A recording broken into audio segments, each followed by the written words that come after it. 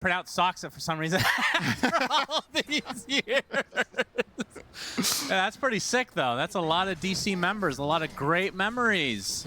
ESL1 Genting won with Moon Meander. I Curtis vividly remember being a us psychologist for, for that event. Yeah, you were not a part of anything. That It was a great time. I love being a psychologist for your team, Shannon. Oh, thank you.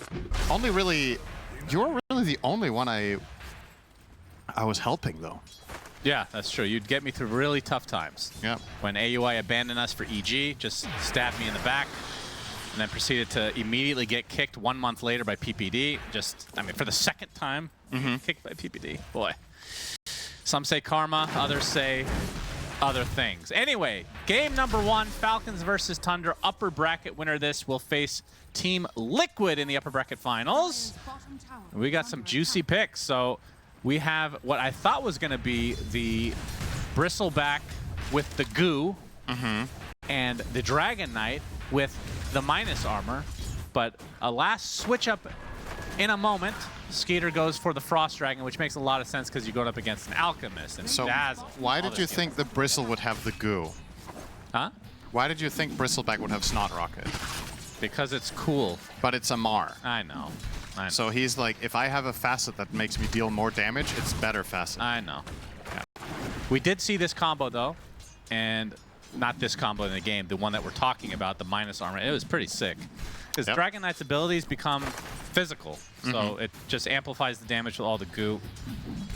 Yeah, it's an interesting idea in this game why they didn't go for that. I guess maybe you're looking at the, oh, hang on. You're looking at dead Soxa. He is dead.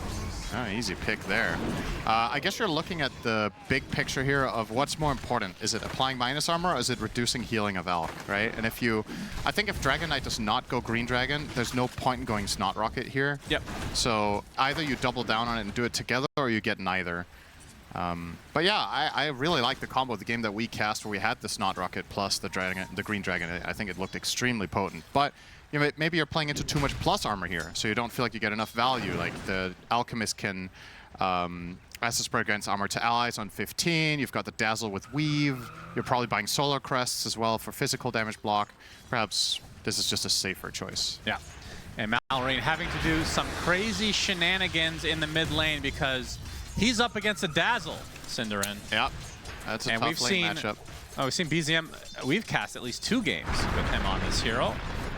And even when he's having a tough one, it's still something that you have to respect because this hero is absurdly strong. Is there a stronger hero, in your opinion, than Dazzle at the moment? Oh, that's a... Oh, think about it. 33. 33. He's dead. Under the cover of Sandstorm, but you can see the sentry right there. So will lead to a kill. So 2-0 start for Falcons. I mean, Dazzle is definitely up there. I feel like Magnus also has a claim to the title, though. Okay. And I wonder if they played against each other, not in lane, obviously. Dazzle would crush that. But in the game, Magnus, in theory, would also deal quite well with Dazzle because he could catch him and skewer him away. Oh, Amar actually ends up dying in this top lane. Alke is no joke. Apply that Bone Chill. Reduce strength of Bristle, and get deceptively weak over time. The panel was talking about Undying, which I also thought would have been a really cool pick for Whitemon, but this is the one that has the better late game potential over the Undying as a 5 in this game. Yeah. So, I was just looking at the lineups in general before the last PK, and I was thinking, how the hell do Tundra actually kill this team in the mid game? They're so tanky heroes with the defense matrix. AA is a very clever solution, I think. For sure. So, we'll see. But the type of lineup that Falcons is running right now is kind of similar to what Spirit ran in the Swiss, where they looked borderline unbeatable in their games. It's like these 3 tanky cores, some sort of either playmaking / strong utility supports, and then they reached the mid game and they just took initiative and ran with it. But Tundra, obviously, with some different tech. They're the only team I've seen play Alchemist this tournament. There might have been one other game, but Duraccio's been running it. Speaking of Duraccio, he's currently getting absolutely burnt to a crisp up top. Yeah. Dragon Tail into tier 1. Soxa, longest chase of his life, will result in his death, and Duraccio, like you talked about, will go down to Crit, who's playing the Batrider this game. Batrider Bristle is a nasty lane. It's so both lanes are hard. nasty then, huh? Yeah, this lane is hard for Alk to play. your support in lane doesn't really offer much in the way of protection. So if you get like 3 stacks of sticky napalm on you and get flame broken, Bristle just runs you down. Oh, this time around, Tundra might bring more people to the fight. Tacho gonna self-stun. Are they gonna pounce on this? As I'll go for Whitemon. Pick cold feet. Whitemon will be burnt to a crisp. Crit into the tree line. He goes. One right click will do it, but Soxa cannot find him. As Amar now gonna posture a bit to get Soxa out of dodge. And self-concoction from Doraccio. I think I cast one game where he had double-digit concoctions on himself, and then he won the game. Yeah. So that's a personal record for him, I'm sure. You gotta disregard the ones that you're doing on purpose to farm ancients. You can't count them. Those were not counted, I promise. Okay, that's insane. Crit. He's gonna be stuck in the tree line, nowhere to go. Eventually right-click down. Soxa will likely be the trade. So lots of action in this top lane. I do want to talk about this mid lane a bit. I know we talked about how Dazzle is a great matchup. Well, Malrine is a terrible. Let me rephrase this. Tiny is terrible against Dazzle Cinder, and English is hard. See the level advantage already in the favor of BZM, who has his ultimate out, and he's going to high-five the tower and then die shortly after. I was going to talk about the CS, which is also pretty lopsided. 34-14 versus 22-1. Now the kill goes their way. 33, also taken out. Lots of trades. It's top lane. My goodness, the action never ends. BZM making his way up here. Gets the poison touch onto Amar. Fix Lotus. He's going to get it eventually, although he's still going to die. Yeah, Doraccio will eventually find the last hit. And more action as the 7-minute Shrine has popped. Crit. Gonna force out Soxa. Nicely done. He'll get credit for that one. And they'll get both, actually. Soxa gonna get Dragon Tail from Skeeter as well. Just action every single lane constantly. This is hype. And the biggest win in all of this so far is the double wisdom. That is the thing that matters the absolute most. That has just happened. Crit is almost level 6 on Bat. And Tinker is level 6. Look at the enemy supports. 5 on Whitemon and 3 on Soxa. Yeah, I wanted to talk about Soxa here. Nature's Prophet obviously being used as, in terms of the draft, as a bait and switch, as it were. Yeah. It's been used mostly as a core. I want to talk about how you like it as a support. We might have to hold that thought, though, because the action never ends. 33 is going to get Dragon Tail, gets up the Burrow Strike, but he will burn to a crisp eventually, but first takes out Soxa. It's a 1-for-1. Skeeter's going to chase Soxa away, do a little bit of residual damage to the tower. But yeah, the Nature's Prophet as a 4. Yeah, I find it a bit polarizing. I think this hero has really hit or miss in the support position, whereas in the core position it always seems extremely powerful. The support Nature's Prophet, the biggest upside to it. Wait, I'll talk next game. It's fine. Yeah, it's fine. Bristle. Nothel projection. Gonna be used as well to secure the kill onto Amar. Another death for him. Flame break back into the fray. Crit. You can see not quite level 6, so no lasso at his disposal. Tundra really bringing numbers here. You've been bringing the Sand King, but... Go ahead. I have a feeling you can talk for 25 seconds. Okay, I don't. Oh my god. Crit. He's gonna get burrowed. Gets the Firefly off onto the high ground. He's burning away though. And the poison touch is enough for BZM as snaking in the tree line. You can see the concoction will find him. And they should be able to take him out in tow as well. 33 with the burrow. A lot tankier than he looks. They will find it eventually. Cinderin, give it a shot, man. Okay, well said, Cinderin. And now an ancient stack is going to be taken. Hello? Hi. Hi. Yeah, I'm waiting a second because I feel like if I start a sentence, the fight breaks out. Well, never. They're stealing ancients right now. Yeah. Okay. All right, we're good. All right. Cool. Let's chill for a bit, shall we? Yeah. So support Prophet. I think the main thing about this, what makes it good when you play it support, is outnumbering in early fights, but that has already failed for Tundra, right? Soxa's 1-4-1, the moves haven't really gone their way, and then you reach this awkward mid-game portion afterwards where Prophet doesn't necessarily offer that much. All right, well, we'll fight. All right, you're done talking now. Yep. Crit. Hello. He finds Soxa and Whitemon, and you can see Soxa still only level 4, as you alluded to in your just incredible monologue. And Doraccio on the top lane, being chased by Amar. TP support on the way. Doraccio gets off his ult. Concoction is coming for the Bristleback. He's going to get sprouted from afar, though. That's his teammate. And there's the self-concoction again that we talked about. That's Doraccio special. Soxa is gonna get graved. Insane bait from Soxa, sprouting his teammate. And an epicenter used on the Ancient Creeps. 33 gets them with ease as he exits the premises. Crit, now level 6, lasso available. Malrine could toss him, he will. Do they have the vision? AA blast will come. 33 is gonna die first. Crit is the trade. Now the dragon form is used as Whitemon. He's a triangle-faced beast. Will fall right outside his base. 2K lead for Tundra. Meanwhile, top lane.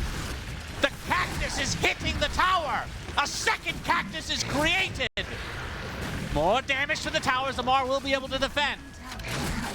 Cactus is slowed quite a bit because in this universe, it can move. There's the close-up to make sure that you understand it's a cactus with cactus arms. This makes me want, we need a swagger tier list. The way that moved was pure swag.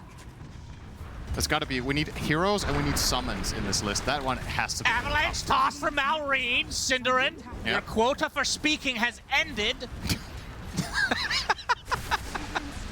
You only allowed 20 seconds at a time. That is a great way to say shut the fuck up to someone. That Your is so quota. Good. I'm going to start using that. If someone's being obnoxious in a pub game, sir, your quota for speaking has ended. And then that is kind of the polite way, I guess.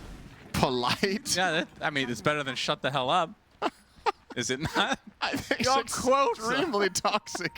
Your quota for speaking has ended. Yes. Please insert coin. What?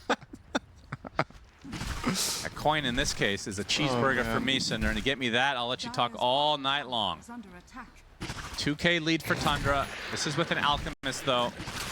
And we can see that Doraccio not done with Radiance yet. And this is the 12.5-minute mark, so he's a little bit behind, I would say. Ever so slightly. I mean, it's still good, right? It's not a huge deficit or anything. Yeah. I think it's still good enough. I'm very interested to see the Dragon Knight Frost versus Alk down the stretch, though, how this goes. Because one of Alchemist's old bad matchups, carry to carry, was Terrorblade, where Terrorblade would buy Scotty and just kind of overpower you with raw stats and ranged damage. And in a way, potentially this Frost Dragon Knight can fulfill the same role with a different item build. Oh boy, epicenter AA ult. Goodbye, Skeeter. You will get frostbitten immediately.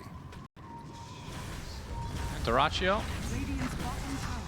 will continue to push here.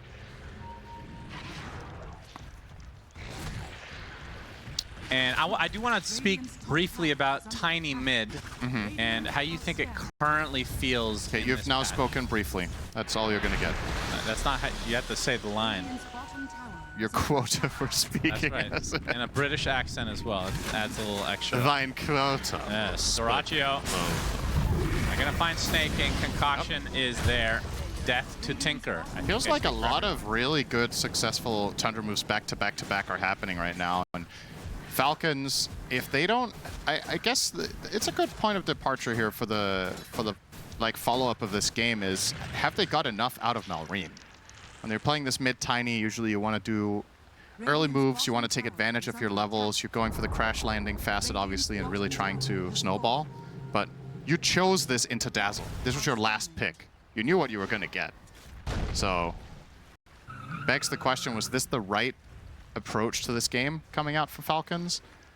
Because I thought when they were picking Tiny, you know, they could flex. Maybe it could be DK mid, Tiny safe, Flame played as a carry. We've seen other teams do that, but it didn't really make sense to do that in this game. So then I wonder what they were seeing in this Tiny pick, knowing he would go into a bad lane. Yeah, and I think it's a little bit kind of piggybacking off that. I feel like it's always been the case with mid-Tiny throughout pretty much any patch is you kind of need to get off to a pretty good start. It's very snowball heavy. So if you're behind, I don't know how that works. You can see the Aghanim Scepter now on BZM, so Shadow Wave does about 1.5 million things now. Yeah. And he's hit the power spike of a lifetime. Yeah, so we've seen him in rougher games on Dazzle and still winning. This time he's in a position to really snowball the entire game. This is insane on this hero, this Aghanims. You're running it with an Alchemist. I think this pairing of heroes is very strong. You're both synergizing off of minus armor. You're both synergizing a lot off of plus armor as well. As long as you have heroes that can just set up the fight so that you keep landing shadow waves, then that's a dead crit and a dead tormentor. Yeah, and they're doing it with... I mean, Tundra's getting everything. Alchemist. Just flat out getting absolutely everything on the map. That's going to be a shard for Soxa for the Prophet. Actually, a very nice pickup on this hero. Curse of the Old Growth. Yes. Talk to us about this shard, Cinderin. It slows people and deals damage the more trees are around them, and it gives you vision of them. Incredible! The vision component is actually quite nasty together with Dazzle if you think about it in side lanes, because the way you counterplay the Nothel projection usually is you hide. And it's hard to hide when you're visible through trees. This is true. So just keep chasing him. Oh, AA Blast coming for Skeeter. He'll try to give him a barrier. Sandstorm. He did. Is Dunzo. And this is a 9K lead for Tundra at 16 minutes.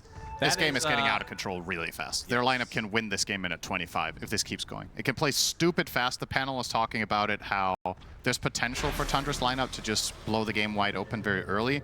And ironically, one of the heroes they were focusing on to do it was Prophet. And I actually think he's kind of done the least in this game. Soxa hasn't even needed to make tons of really high impact plays. They've found a lot of great moves with the Ice Blast. They've just played around their Dazzle very well.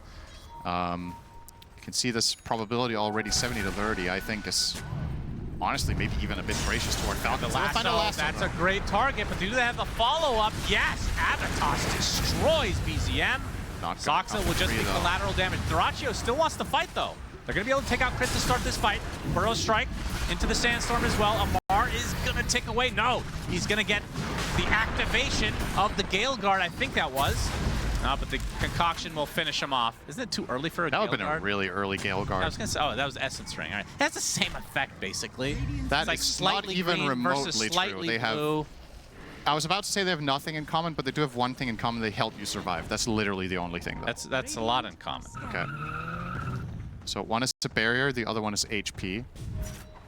Now, if we had Purge here, he would show you the graphs of how the effective HP changes relative to your resistances in a barrier. Yes, and then I would fall asleep immediately. Here we're going to see the replay. Yep. They did get a really good pick. This is a great combo to open it, and killing BZM first is obviously the dream here, but yeah, as long as Tundra bring their heroes, nothing comes for free, and it ends up being kind of an even trade now. You would think, all right, that's a dead AA. Nothing following through this time, though. Just an easy little pick off for Malrine. You'd think Tundra are thinking about Roche quite... I mean, this is quite a good time for them to go and get it done, right? I think their next smoke, if they go and find any core kill, they could just transition into Roche with Dazzle, with Alchemist. It's going to be very fast and very safe. So on Falcon's side, you're going to try to do one of two things. Either you're playing keep away and not getting caught, or you're trying to bait a fight that's going to turn out well for you. But it's hard to see these guys killing Alchemist right now. I just don't think they have damage. It's an uncharacteristically tough game for Amar. He's 2 and 5. So, bit behind the curve. The Dragon Knight, as we've talked about, he only has Mjolnir, so not going to do too much when Alk's in that BKB. And you know what? Maybe Tundra don't care. They're just going Roche, even without a pick-off. Daring Falcons to come and respond to this. Just straight up sending their Alk into the pit. And the Sandstorm will make this quite obvious, and a scan even more obvious that this is happening. But I don't think there's anything Falcons can do. This should be conceded to Tundra. It's a rough spot to be in if you have to concede Rocheman at 19 against Al. It's generally not a recipe for winning. Yep. Dyrachyo leaving the pit. It's had enough. This is for BZM then. Yep. Okay. I think this is a good call.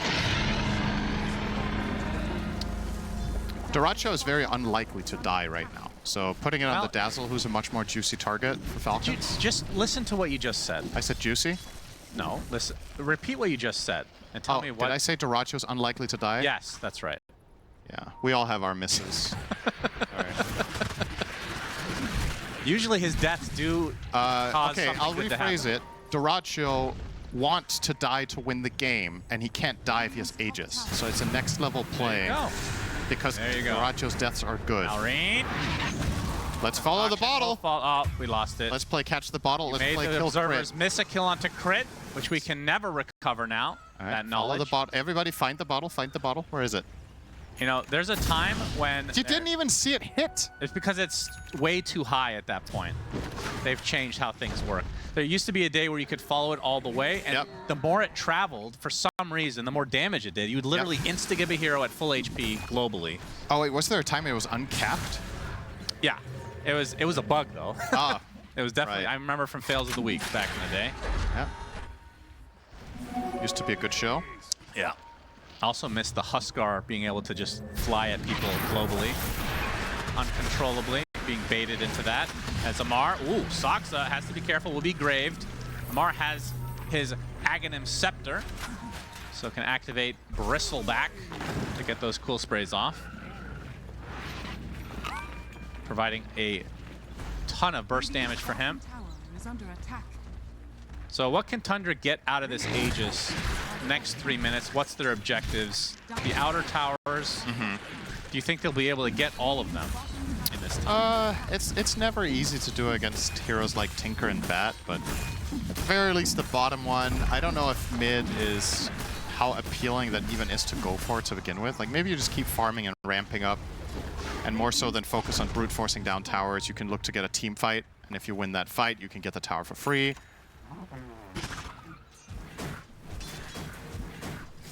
Either way, looks like a no-stress situation for Tundra still. Just very calmly Farming. accelerating their lead. Very nice. Yeah, Doraccio, he's only 1,000 from finishing the AC, which will make the pushes that much more deadly. There's the smoke. Tundra, well, yeah, they will smoke this without their Alchemist, though. As To kill crit for the 8th time. He's really died 7 times. Wow. Yep. No, that's incorrect, Shannon. He has died 8 times. Okay. There it is. Number 8. Not the best kill, really, with the smoke. But if nothing else, it gives them back complete control of their side of the map. That was the one hero that was playing on the other side of the river. They flush him out. I think they're literally just waiting for this AC. They have the BKB on BZM now. Ooh, a damage rune as well. That's going to be... Okay, so Amplify Damage Rune, AC. Yeah. Yeah. It feels like a good time. And yeah, maybe you just brute force top now. I mean, why not? You probably want to put the Aegis to use in the next minute and a half before it expires, and there's nothing else you can really claim. No Tormentor. So, seems like a pretty good idea. 33 will see Malrine. He actually has cooldown on Blink on Malrine. Oh! He's clipped. He's clipped. Oh. He's clipped. Oh, he gets tossed back, though. Atos, very nice Atos on AA. on him. Soxa comes to play. AA Blast incoming. Goodbye, Tiny. And Forgot that you were in gives the game. Vessel charges to Soxa. He is going to get taken out. So 2 kills just like that for Tundra. Doraccio in a very precarious spot. We talked about this, Sinner, but the Nathal projection with... Okay, they get the lasso, though, to stop the TP. Thought he was going to live, but this death, we'll see what they can do with it for Tundra. Maybe Doraccio thought he had 33. Yep, that's the buff. He's ready to go. Epicenter into the burrow. Amar coming to play as well, though. 33. Somehow Skeeter is so squishy. I guess it's the dazzle. As Crit will be able to get back to the high ground. So using that Doraccio death as a buff for themselves. Oh. 33. And he's going to have to TP out here. And it'll be a full retreat for Tundra as the Aegis expires in 20 seconds. And Gleipnir not too far away for Whitemont. Okay, I'll say this, Shannon, okay? Alk needs to not make too many of those mistakes. I will call it a mistake. He traded 1 for 1, but he's worth so much gold. Yeah. Hey, Alk is the classic timing hero in mid-game where if you have a couple of bad slip-ups and lose your life, it's really the ultimate rubber band. So as much as Doraccio's super aggressive playstyle pays off a lot, I think this is the hero that he plays where it's the most punishing when you mess up. And I understand why he felt confident here. You know, they just found the kill up top on the Tiny. He's probably like, all right, they can't stop me. I have Dazzle behind me. But it was a 4v2. And a couple more situations like that could bring Falcons back in the game. But Yeah, another AA blast will ensure the kill. And that is death number 3 for him. Quiet on. The thing is, Dyrachyo knows how to play one-way Cinderin, so... I don't Damn, does he know it. Yeah, he does. And he's obviously really good, but... We'll see if the Alk works out this game. It's working out so far. Skeeter working on the BKB. There goes Silver Edge next on Dyrachyo. Break the Bristle, break the DK. Solid pickup. Save the cheerleader. Could have. I'm wondering if there's an argument here that Soxa could go for the Silver Edge and you could get something else.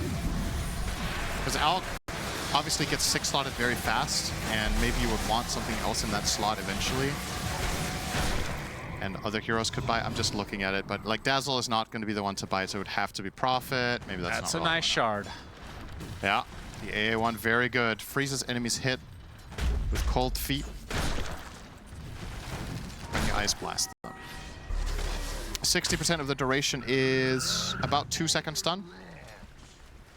Not bad. Not too shabby. BZM going for the Nullifier to try to counter this defense matrix. Interesting that it's on him. I thought this would be a Dyrachyo item at some point. Yeah, there might have been a way to assign these items a little bit better, because I kind of agree. I would like to have the Nullifier on the Alk and then the Silver on Prophet probably overall, but like either way, the upside to doing it this way is that you get the items faster. The Prophet Silver Edge would be multiple minutes later than the Alks will, so that in itself might just be we see Malrine and company teaming up against Soxa, but reinforcements have arrived. Dyrachyo and company, they find Skeeter and blow him up. Malrine, TP canceled easily and swiftly taken out by Dyrachyo, as now Amar on the run. Spirit Vessel applied. Lasso, though, they're going to try to turn this around onto the Sand King. He's and 33 is fine. And that's a force BKB. Amar will be okay. Can't say the same for Crit, though. Gets to the high ground, but the burrow into the right clicks will suffice. 3 for 1, and remember, this Nature's Prophet is a support. These tanky heroes do not look tanky at all on the Radiant. Despite having Defense Matrix, they get comboed by this minus armor plus AA strat, and they just get eaten alive. They die so quickly. Look at the damage of Dazzle again. This hero is insane. It's actually just crazy. I can't believe it's ever getting through. So I don't get it. It's one thing for Tundra to give, or excuse me, for Falcons to give this hero away, right? The trade in the first phase was Tinker for Prophet. So it was a second phase Dazzle pick. And they haven't countered it at all, I think. They gave him a free laning phase matchup against the Tiny. They have no real backline jump except Batrider, who's a support. So I don't know. Like, I'm just a little bit confused by what solution they saw here to the Dazzle. It's easy to say in hindsight when you're getting old, right? But Dyrachyo, no self-stun this time. He's going to get lassoed into their base, though. The A blast just clips Malrine right now. BKB forced out from Dyrachyo. Skeeter trying to do something, but he just doesn't have the damage, really, to go get through these tanky heroes. Dyrachyo getting slowed to a crawl. Early Grave comes out. And Amar continuing to get those goose stacks. Dyrachyo self-stun incoming. There it is. And Amar pops the BKB. He wants to finish the job. He wants to take out the Dyrachyo. He'll get it successfully. Whitemon looks to be next on the list. That is the second death now. They will trade out Malrine, though, as Soxa attempting to TP out, but he'll be lasered to death. 33 with a late burrow strike, trying to get off the epicenter. He does, but I think he's just going to die here, but the Grave comes out to save him. Crit and Amar just barely get away. 33 will exit the premises. So a very good fight for Falcons overall, all things considered. Yeah, absolutely. They were 19k down. This is about as good as it's going to get. You killed the Alk again. That gave you a lot of gold. This is 3,500 gold swing, just this fight alone. And despite getting out-damaged by 5,000, you were still the ones to get the kills because your tanky heroes were distributing the damage among each other. And only Tiny falling. And you're going to see, like you mentioned, the Grave here. This is the tail end of the fight. Dyrachyo being lassoed into the enemy base did compromise the formation of Tundra quite severely. And ultimately, they were able to bring him down and get a little bit of extra kills here. The two supports. Yeah, bit off a little too much. Snaking is now level 18 almost. The mid tiny is 16. It's a relatively rare sight. He also has 40 CS more than Malrine, of course. If you make a patch where there's a greedy 5 that can farm, you bet your ass Snaking's gonna play it. Oh yeah. He's halfway to Ags as well. Is a core player at heart. Has switched to support in recent years. And had great success. Close to Ags, as you said. Potential game changer. The fights are still very much down to kiting, the way I see it. It's either Falcons survive the initial onslaught of the Alk and then they kite and kill him, or they just get bursted by Dazzle, Alk, and an Ice Blast almost instantly. Those are like the two standard outcomes, you could say, and the burst will be a lot easier now. Nullifier for BZM. Next is Octarine. Roche is slowly dying. Yeah, he's gonna die a lot faster now with Shadow Wave. And you can see Falcon's not interested in fighting here. There's the belch of Roshan for all to hear.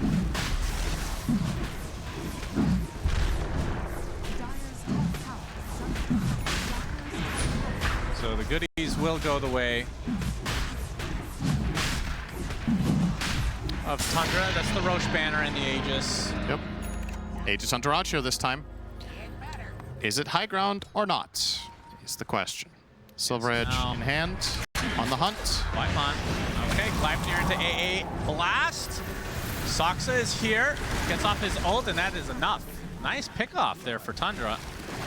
Yeah, this is a great play call from Whitemon to just be camping the side lane, waiting for Tinker to show up. This is how Tinker games usually go. Like, there's going to be moments of opportunity. It's a matter of whether you have the right read on map movements and can be there. It's extremely impactful to kill this hero, because it frees up the map a lot more. He's constantly pushing your waves in and being annoying. You buy yourself 50 seconds. That probably means that all of your waves will get to the other side of the river, and then you can try to maintain that grip on the map and not let Tinker get out again. That is what Tundra are going to try to do. Amar going to show himself onto 33 with a dust as well. Very aggressive. Never, ever. He's good. The lasso, Duratio, life number 1 already over. Wow. That was quick Aegis. And they're going to try to exit now. Skeeter inside the trees will eventually get out. Gleipnir applied as well as Duratio wants to focus on Crit. He gets to the high ground. AA Blast coming. I'm not even sure if that hit Skeeter or not.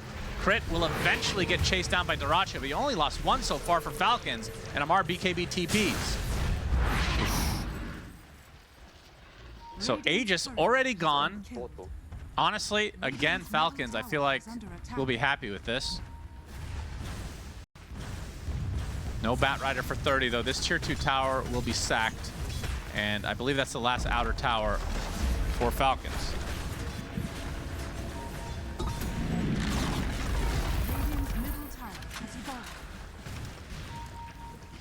Duratio's next purchase will be the Basher. He has the gold for it. Nice block. Beautiful Sprout, and Amar will get taken out. That's a beautiful kill. Man, and that is 70 seconds without Amar. This is potential high ground territory now. Without the Bristle, I mean, you can still get lasso caught and pulled into DK Tiny. You're not actually fully safe on Alk to go here, but if you can trust in a Grave, you will be able to get Grave off into BKB, Alk, and ult, and hopefully survive as well with the Gale Guard. They even get the jump on Tiny. Malrine is going to get hacked. Oh, nice nullify. AA Blast to finish the job. BZM and company getting another huge kill and another hero without buyback. So now you're getting at least 1 lane. Oh, yeah. They're going to try to force out the buyback, so we can see, of course, that is not to come. You're probably getting 2, actually. You have Prophet support with 2 Treants here. Oh, yeah. Yep, that's a support hero pushing, by the way. Each of these Treants hits for about the same as a Nether Blast. Thanks, Ice Frog. Very great suggestion. Pugna, we miss you dearly, but Prophet is now the pushing support. That's right. That is 2 lanes just like that. They could have almost megaed in 30 seconds. Pretty insane. That is interesting. That'll be a little bit of extra damage onto the bot tower here from Soxa. 30k lead for Tundra. This ballooned super fast. Yep.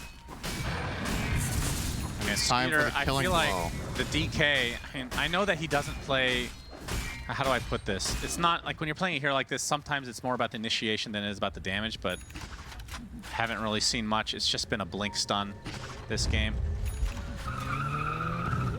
Of course, they forego the damage aspect, the combo that we were talking about, because you're trying to mitigate the healing from Tundra. But now, you know, in hindsight, are you playing more to try to stop them versus doing your own thing? You know what I mean? Mm-hmm. I mean, ultimately, this is the kind of replay where you can go back and just watch Tundra outplaying them for 10 minutes straight.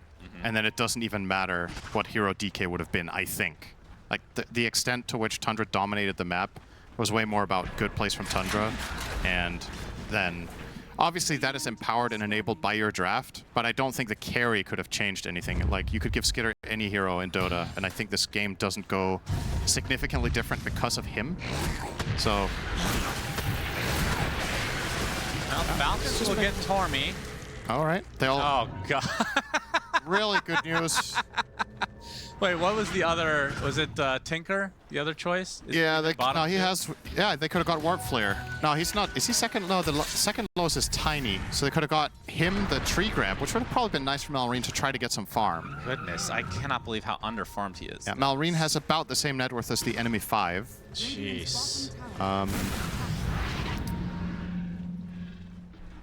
And Doraccio hunting. He will find. Malrine is but who out. will he get? Skeeter. That's a prized possession. He melts so fast. And Crit. This is a good. Ooh, able to get out. AA Blast a little too slow. Skeeter genuinely looked like he was out for a stroll in the woods. He was just walking. There wasn't really much. I mean, they're just cornered, right? You've got to do some desperate stuff now on Falcons. Try to set some traps and hope the enemy walks into them, or play advanced keep away, playing on the borders of the map, hoping to cut waves.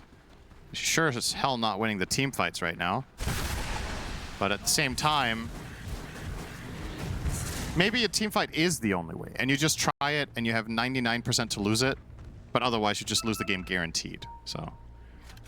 if nothing else, Tundra's just going to bring it to them. They're going to force them to take that 1% fight. We'll see if they can somehow, with a good lasso, maybe. Alternatively, well, you know what? They're not going to even force the DK buyback or try it. They're respecting the lasso play. Never mind, they changed their mind for the 3rd time in 10 seconds and turned around again. Looks like they're a bit 33 front line. He's going to get decisive. tossed out. Will burrow BKB into a counter lasso. Great blast. This Sand King is going all over the place. A blast onto several heroes and a Mar. That's a bristleback, by the way. It didn't look like it. He does have buyback available. Now he's going to pop the BKB of his own. He's going to get a toss back. There's the buyback onto the bristleback now. That's Doraccio put into a weird spot. Might have to sacrifice himself unless somebody else can assist here. 33 is going to pop the Sheetas on the outline. Get the Grave off onto Doraccio. Attempted TP out. They do find the kill. They get 33 as well as BZM with the Nightfall. He looks to be out. So they force out. It's just the one buyback, right? Yep. Not a great fight for Tundra. It feels like they need to just get a pick off without the buyback, and then they're home free. But the high ground, still potential here for Falcons. I mean, that toss back is pretty deadly. Yeah, they used double displacement, right? They tossed back, and then they blinked lassoed after he reset position. So with just one displacement, they wouldn't even have got a kill there. Yeah. But that was a very beautiful setup from Falcons, to be honest. When you're struggling this hard in the game and you're this far behind, you gotta dig deep and do something cool like that. Blink toss play into blink lasso pullback on Sand King, started that.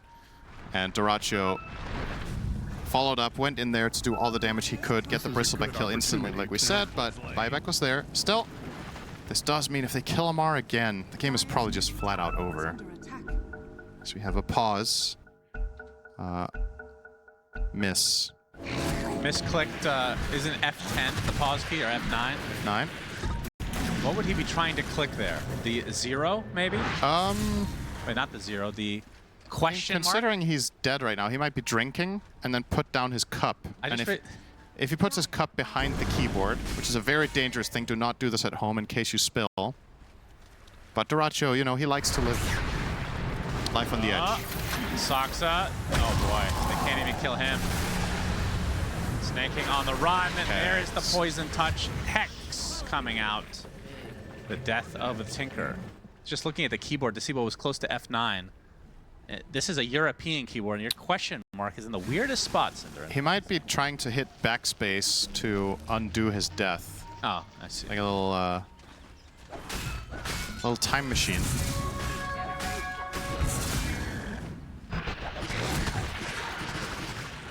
Maybe he rebound pause. Maybe it's next to his push to talk button. Or he just face palmed.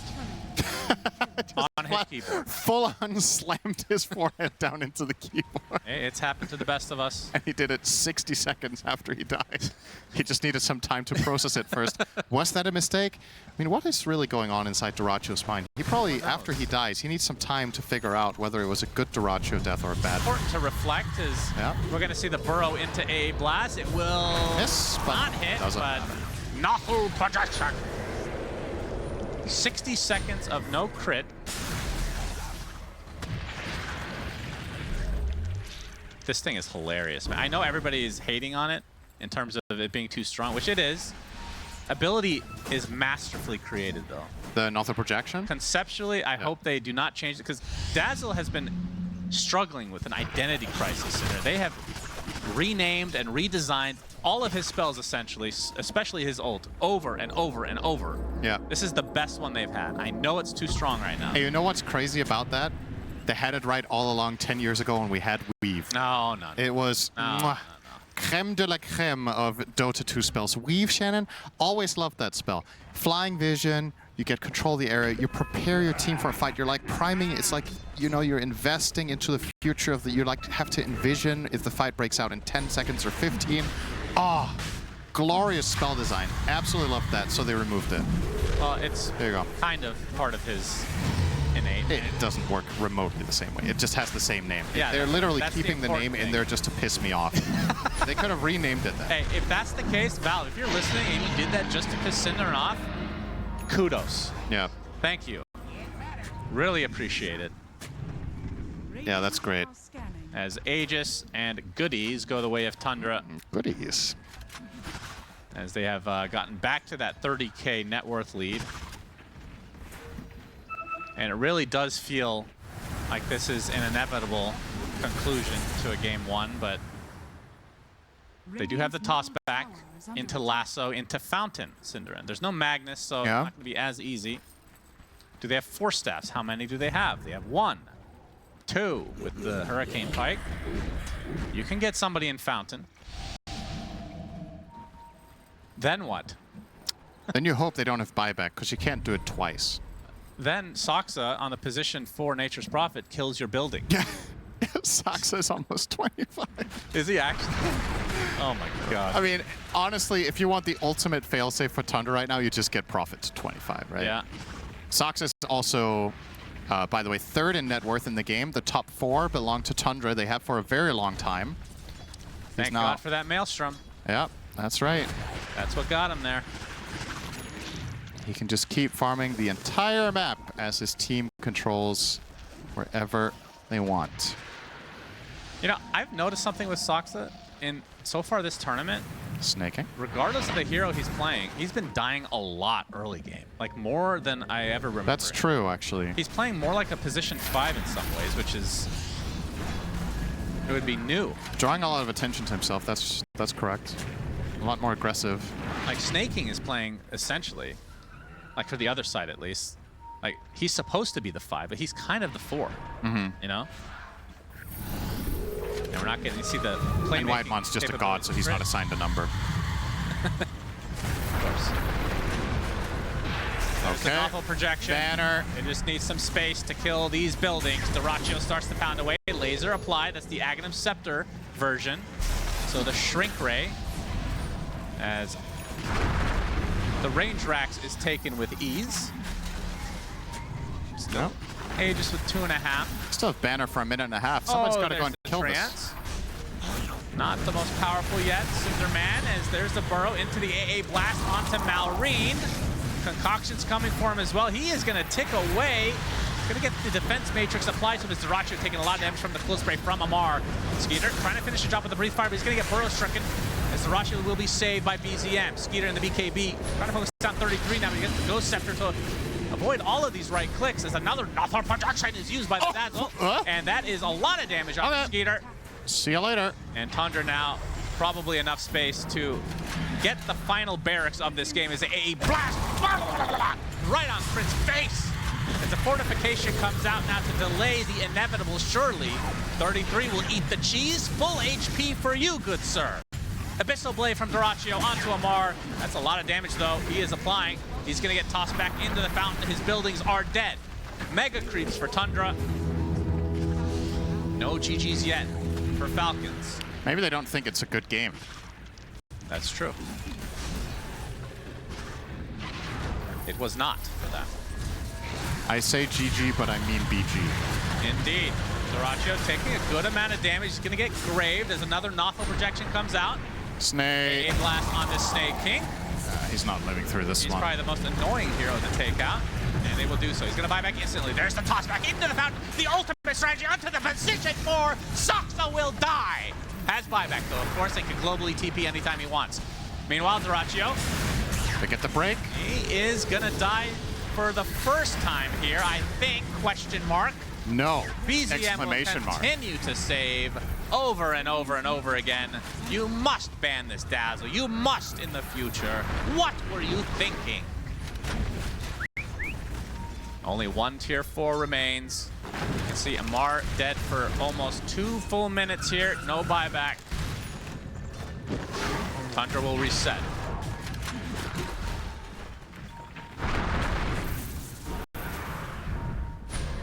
I was gonna say, they could definitely try to fake back here to get the last initiation onto BZM, but they just don't have the farm. He's gonna grave himself. Absolutely. They get crit, no buyback for him. It's so crazy. They lasso BZM, and he just has shards. He can just ult That's true, and grave himself. You know? Yeah. That's a good shard, as it turns out.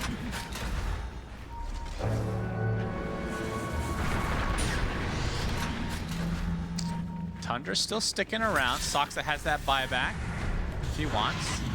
Dyrachyo will blink in. And the BKB. Abyssal. And the Abyssal. Stun. Focusing on Tony here. A blast is only going to hit the Dragon Knight. Malrine, though, going to go for the toss back onto Snake King, trying to punish his support for his transgressions during this game. 3 dead for Falcons. Finally, GG's come out. Tundra will take game number 1. Wow. That is the most one-sided 47-minute game we've seen this tournament, I think. Fogged and others have been saying that this is the answer to Huskar. You know, you guys get that last pick Huskar. You've got them. Nothing they can do. And then the execute Wind Ranger comes in. What are their chances? No, I mean, honestly, Tundra's a very smart team. I think it's not easy to play in draft versus them, but our Huskar is going off lane, so, like, I think Wind Ranger, like, I don't actually know the matchup Wind Ranger. I think it should be okay for us. So Tell me how bad it is. what, Wind Ranger? Yeah. No, we were thinking of Wind Ranger versus Huskar too during Dream League. I think it's not bad. A team just got first blood. Who do you think it is? Hopefully us. Keep open. All right, let's get to that draft, my friends. It is time for Sunsfan Cinderin, Wind Ranger's first loss of the tournament. Was it us? Man, what a hater. And Curtis still doesn't know that his team got first blood. So can you believe that? Slacks would lead such an old friend. Yeah. Such lies. I don't know. Do you think Slacks actually has true friendships or that he pretends? Yeah, he's a big pretender. Yeah. No doubt about it. I don't know. Something about that guy. He's giving me the ick. Yeah. You know? Yeah, I got that earlier with looking at Jenkins. I believe he also said something incorrect. I think this is Wind Ranger's second game of the tournament. I think it's been picked once and lost. Either that or it's been banned once. Okay. I think there was one pick. Yeah, so this is the most interesting thing. Like Yellow Falcons, Submarine has played it and lost one game. Okay. Like Falcons, against Gaimin. or like AUI said, I should say, they put the Huskar into the off lane, so it's going to be Malrine on the Pango, which has looked kind of meh. I would say it looks a lot worse than it used to. Yeah. Sure. No doubt about that. And he should be at the disadvantage against BZM on the Windrunner, who... Let's talk about this kill shot everybody's talking about, Cinderin. So, Yep. if you fully channel the power shot, Yeah. at level 1, it'll execute you if you're at 9% HP or less. When you looked at their draft, obviously an AA wouldn't have fit as the last pick, but in theory, that is why that hero is picked against the likes of Huskar. This is kind of the same idea. You're just executing somebody at a low HP. Yeah, you don't have the healing reduction, obviously, but you have a way better hero-to-hero matchup. Because you're tough for the Huskar to kill, you're tough for the Huskar to lane into. Yeah. There's very few heroes in Dota that are not just gimme lanes for Huskar where you just win by default. So there's a lot of upsides, I think, to the Windranger here. I think it's a very clever pick. Also because a lot of the time when Windranger has a tough game, it's where you can't really use focus fire because enemy heroes either kite you or just overpower you. I don't think that's the case here. But as good as the Windranger pick is, I think they're in trouble top. I really don't think Chen Lifestealer stand much of a chance here. So they really need Snaking to go and help ASAP. But then you're leaving Skitter in a... or excuse me, they need Soxa to go and help ASAP, but then you're leaving Tide in a 1v2 against a bad and Jakiro. It's a lot of damage over time. You can have all the Kraken you want, but you're probably going to get just whittled down in that lane. So it's a little bit of a checkmate in the early stage in top, I think. And I'm curious to see what Tundra will try to do to solve this problem, because as far as I'm concerned, this is clear advantage Falcons in the lanes. Well, how come we haven't seen Chen too much? As we see open wounds with the blood grenade from Whitemon to slow Amar down. And he's going to continue to get chased. I mean, that Ghoul Frenzy. Yep. All right, Whitemon really getting at him here. Yeah. He opted for the convert for the Hellbear Smasher. Yeah, look at him. Is that what the yellow one's called? It's called Hellbear or something. It's just called Hellbear. Just Hellbear. The Smasher's the red one. That's right. Tomato and potato. You can make it easy on yourself, Cinder. That's true. Correct. So Joe's convert potato. Yeah, why Chen? Why has he not been picked? Feels like this hero is either in the meta and just picked / banned every game, or just completely ignored. Yeah, I'm actually not completely sure why I would rate Chen right now. I also think it's very surprising he's been played as little as he has, because I think there's plenty of lineups. Oh, Soxa actually. and company, they're getting in pretty deep. Soxa is going to end up ticking out. His foul play will not lead to anything else. Skeeter gets the kill. Snaking will eventually get traded in 33.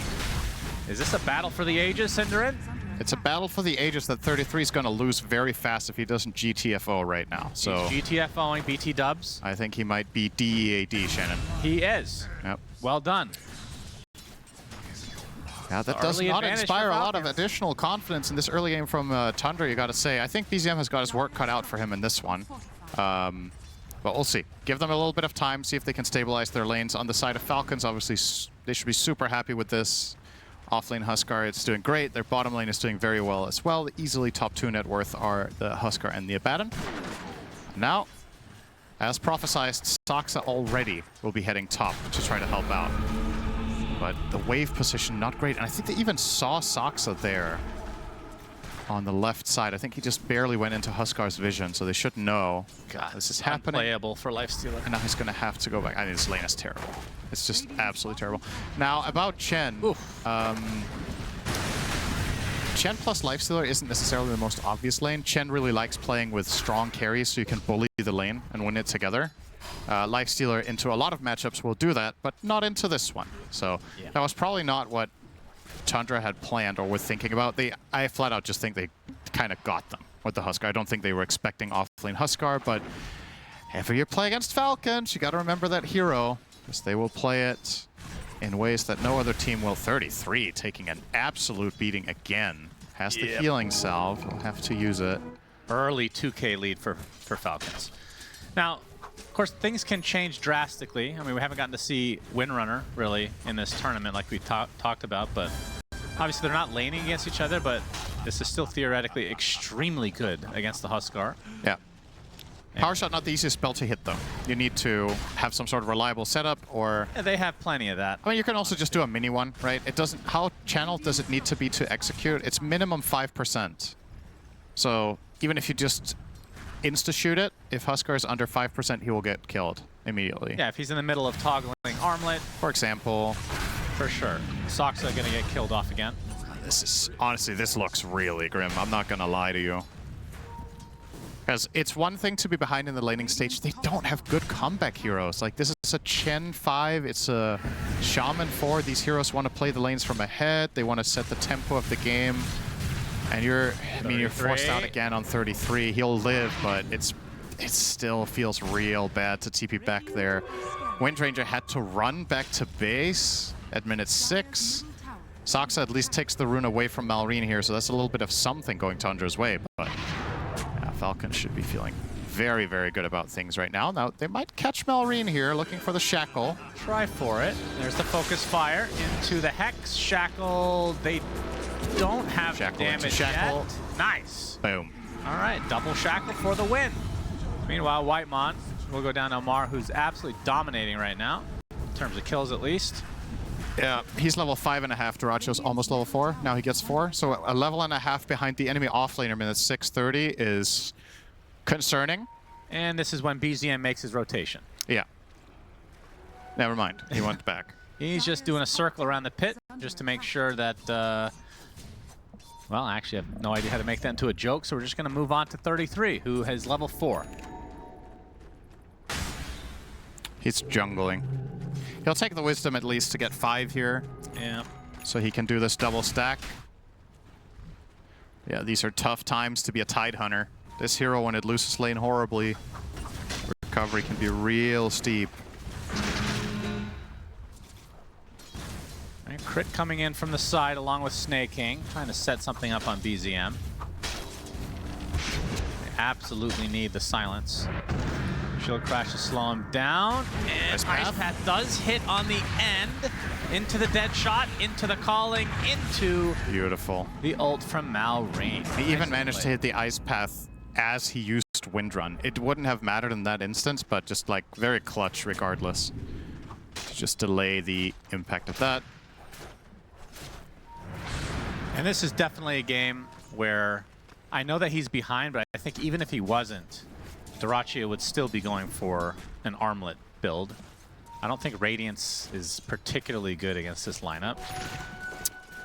Yeah.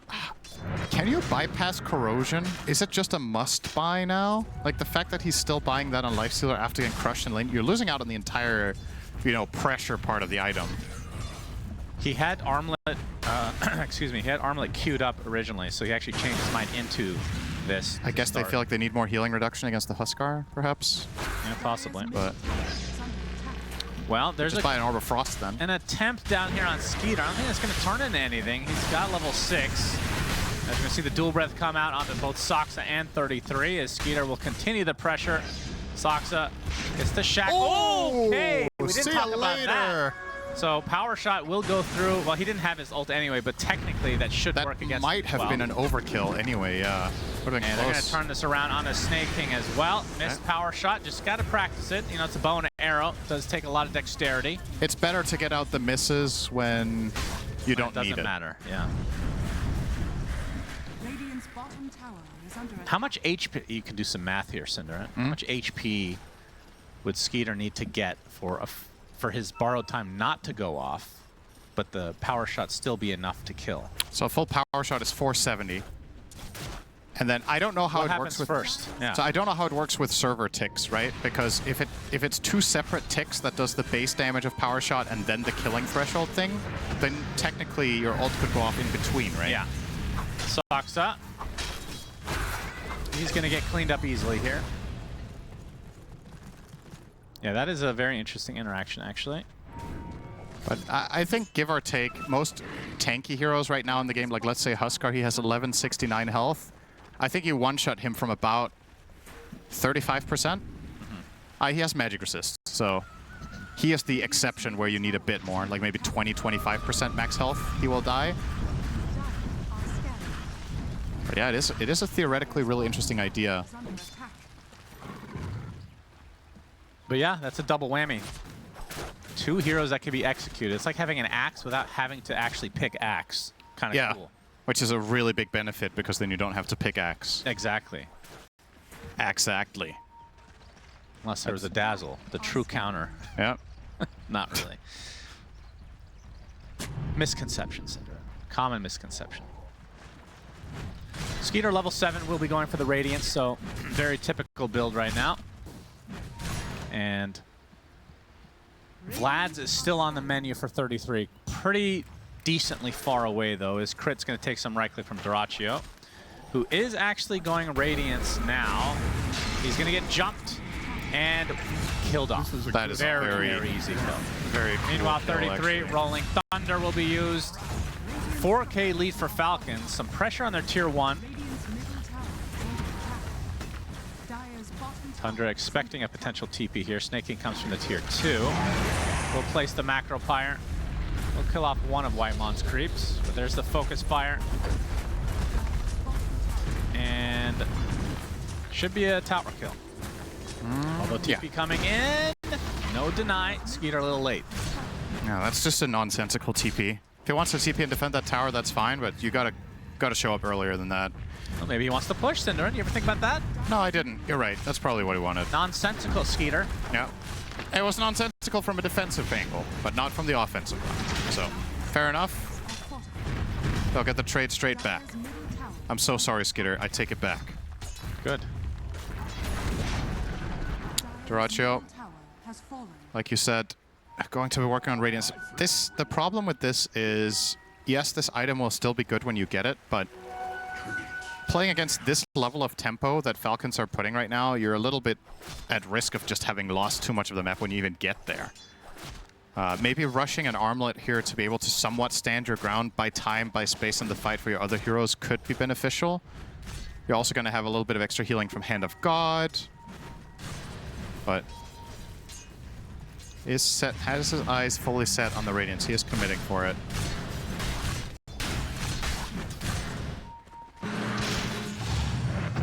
Whitemon will be the recipient of an inhibit from Malrine. Attempting to TP out. Ooh, that was actually close. But Amar and company get that kill and the tier 1 tower to follow.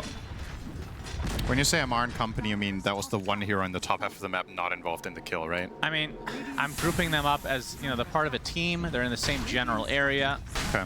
I also coupled in the kill with the tower, so it makes sense to include both groups. Thank you, Syndra. All right. A lot of these towers being taken without much of a resistance. Serpent wards placed by Saksa. Chikiro, this is just a dream. Nom nom nom. That's true. A hard counter to the Serpent wards with the double attack. The best D warder behind in the here. Dire's middle tower. And now TPing away. Okay, well, he got a ward down, at the very least, behind the enemy tier 1 bot, but doesn't seem particularly likely that Tundra can make a move very soon down there. BZM with a Mage Slayer on the mid-Wind Ranger. Interesting. Into a BKB. So there's going to be no damage from that mid lane. Is that good? Attack speed, magic resist. There's like no obvious enemy hero that you cut a ton of spell damage from, right? Well, Huskar. Yeah, on his ult. I guess the burning spears. Like, can you maintain it on him the whole fight? Is what I'm getting at. Like, maybe it is a lot better than I think. Maybe it is still very good to buy it against Huskar. Just the burning spears last really long, so if you don't keep the Mage Slayer on at all times, it's only a 3-second duration. Keep in mind. Yeah, true. Maybe it's still worth it. I guess it'll last even less than 3 seconds soon because Amar is getting status resist, which I do think also affects the duration of Mage Slayer. Yep, it should. It's crazy that that Skeeter has been able to completely free from this game, and he's still only 3rd in net worth on his team. Yeah, that is. They are all farming exceptionally well. Amar is going to get spotted here. It's a very early Atos as well. The counter, the shackle into the execution. It's not there, but they still have the damage nonetheless. Didn't fully channel that one. As 33, he's going to be the trade across the board. 3 for 3, but 1-3 is greater than the other, Cinderin, and that was Amar. Would have thought that the 1-3 is bigger than the 33. 3 does not equal 3. Half is different nowadays. Tormentor, Oh, not yeah. the fastest, but they will get it done. Eventually. Lotus popped on crit. Batten. Snake. Oh my Okay, God. not even close. And a not so great shard. They would have much rather had the Jakiro one, I think. I mean, even the Jakiro one also isn't the best, but I would say it's probably better than the Muerto one, right? Either way. Yeah, who was it? Was it Lacoste saying that Snake King gets the shard every game? I feel like every game we have watched has It's been the always opposite. crit. Yeah, It's so funny that he said that. I guess he's Confirmation getting bias? all the other games. Oh, Amar. He's going to be spotted and executed by BZM. Great job from Soxa. He gets out with his life as well. Their ward is now dewarded. Yeah, That's a lot of wards. If they can kill him off a couple of times more to slow him down, definitely open some doors here, but make no mistake, Tundra are still in a bit of trouble in this game. This But is a good opportunity considering how to it learn. looked after 5 minutes, honestly, I think they should take a 4K disadvantage right now and be happy. It's, Well, they have to. yep. They don't Thank have you. a choice. Thank you, Shannon. Wait, are you trying to be me or something? Or what? You're doing a pretty good job. I'm actually that's impressed. True. I actually felt really bad doing it because I sounded like a huge dick, but then... Yeah, that's what I was going to say. You sound like an idiot. You sound super annoying. Is that what I sound like to other people? Yeah, genuinely. I should change my ways. Doraccio. Rolling Thunder is coming. He's going to get rooted first. Oh! And Okay. I thought he got Well. the rage off. But he gets taken out anyway. Crit will get the first stack of the game for him because of his shard. Skater has the Radiance. It will be going for the Mantis style. Soxa. Yeah, I don't know. Abaddon is just one of those heroes that feels so garbage to go on in almost every scenario. Like, to be able to feel super confident, other than just being ahead, you need, what did we talk about? It's a silence and a break. Silence and break if And you the want to break bypass needs to it. happen at, it's very annoying. Yeah. And the Roche Pit now. Next up for Falcons. Next up on this episode of Falcons, Roshan, who has the Aegis of Immortality. Yep, sure does. So Amar will be taking this. 2 executions now. Yeah. Unfortunately for him, the cooldown on Power Shot is not that long, but I have to get his health bar down twice. And Doraccio very close to finishing Radiance. He just bought it, so if he dies, it wouldn't be the worst thing in the world. I mean, it would be Honestly, this is a kind of decent recovery from Tundra, right? bad. You get silence. Until this happened. Dead Now it's shot so good. and dead. This is the second or third time they kill him with these exact 2 heroes. The silence into silence, really strong against that hero. Yeah, he might. I was gonna say Manta, but the Muerta silence is a bit of a weird one, isn't it? Guess what? Guess what he's queuing up next? I after know the it's raid? Armlet. I already looked. Oh yeah. Yeah, it's a little weird to have as second item, but It's not the first time we see this though. I think there was Yeah. Skitter who did the same thing the other day. I mean, this would be an incredible old Lifestealer Aghanims game against Huskar. Yeah. Just disarming, but it's just not an item anymore, it seems. Very sad. Wow, that's a really early Aghanim Scepter for 33. Literally his first item after Boots. I can't say I've seen that before. So he's just expecting this to be a high ground defense. He's full committed to the build too. He got the level 10 Gush Hell flow. yeah, that's what I like to see. That's very rare. I think if I had to guess, the other talent gets taken more than 95% of the time. So this is a truly anomaly game from him and from the hero in general. Curious to see if it's going to pay off. I guess the idea for him is just, I can't be in the fight. His lane went horribly. His core matchups are bad. There's Muerta Silence, which is terrible for Tide to play into. Honestly, I really like this adjustment. I think it's very clever. Just play the ranged Tide. Oh, Hand of Gaimin is not going to be enough. Good attempt. Soxa doing a good job of at least forcing somebody out. Snaking. He's going to be spotted. 33 will ravage. Ravage. And oh, okay, that's a nice execute onto Snaking. They get the shackle onto Amar. He still has a second life to work with. Focus fire is not going to be enough. Doraccio jumps out killed him and with will radiance? TP. Yeah, looks like it actually. So that's life number 1. BZM stuck inside of the calling. Skeeter, finally the borrowed time will activate. Yeah, skilled his ulti in minute 20. Not too bad for Tundra, though.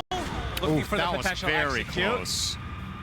Very good attack. I mean, that's a scary spell, man. Yeah, it's a cool facet. What's the other facet? Bad. Okay. I don't even remember. Is it the shackle one? Oh yeah, it's the shackle, the tangled one where you shackle things behind each other. Yeah, it's kind of weird. It gives you attack. What is it? Attacks. You get damage per unit you shackled. You get base damage. Yeah. Or something. Or plus damage, I guess it is. Kill shot's way cooler. Yeah, of course. And Doraccio. It's also a song by Eminem. Yeah, okay. Yeah. Good to know. Just a little extra trivia for you. He's still going for the armlet. So, okay, so what do you want to see on Doraccio in this game? If it's going to be armlet, nobody goes Deso on this hero anymore, right? At all. Not really, especially not in this game. I think he needs defensive items. I kind of like the thought of just BKB after. Okay. You can deal with getting jumped and silenced by Huskar, you can deal with the calling, and your ultimate goal in the fight is to just stay alive as long as possible and bridge the gap between your rages. So I would like to see BKB. I know it's a little bit defensive in nature in terms of damage output, but I think you can lean into the Tide Ags helping you a little bit and the Wind Ranger doing a lot of single target damage. But we'll see. Maybe it's a bit too optimistic in terms of damage to think that, but if he doesn't go BKB next, then I think it's a damage item and then BKB, but not Deso. There's some... I don't know if I like Sound and Yasha. It just doesn't feel strong. It's going to be good against Huskar once he gets that Axe, that's for sure. Maybe you just need the status resist.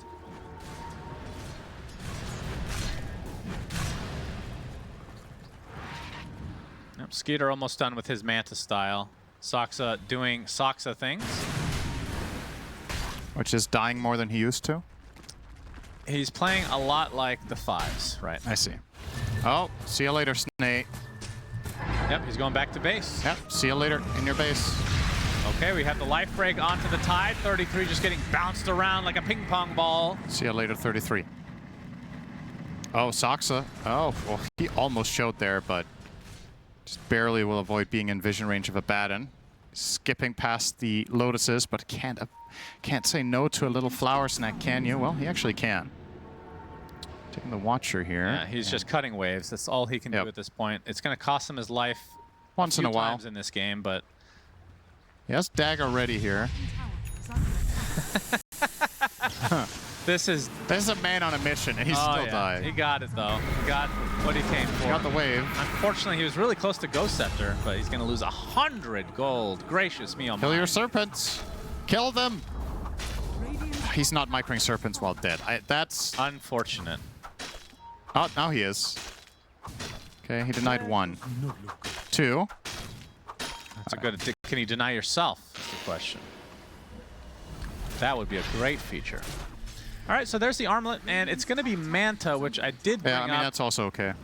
It's similar logic to what I was looking for in the BKB, right? He needs a way of breaking out of silences and staying alive. Yeah.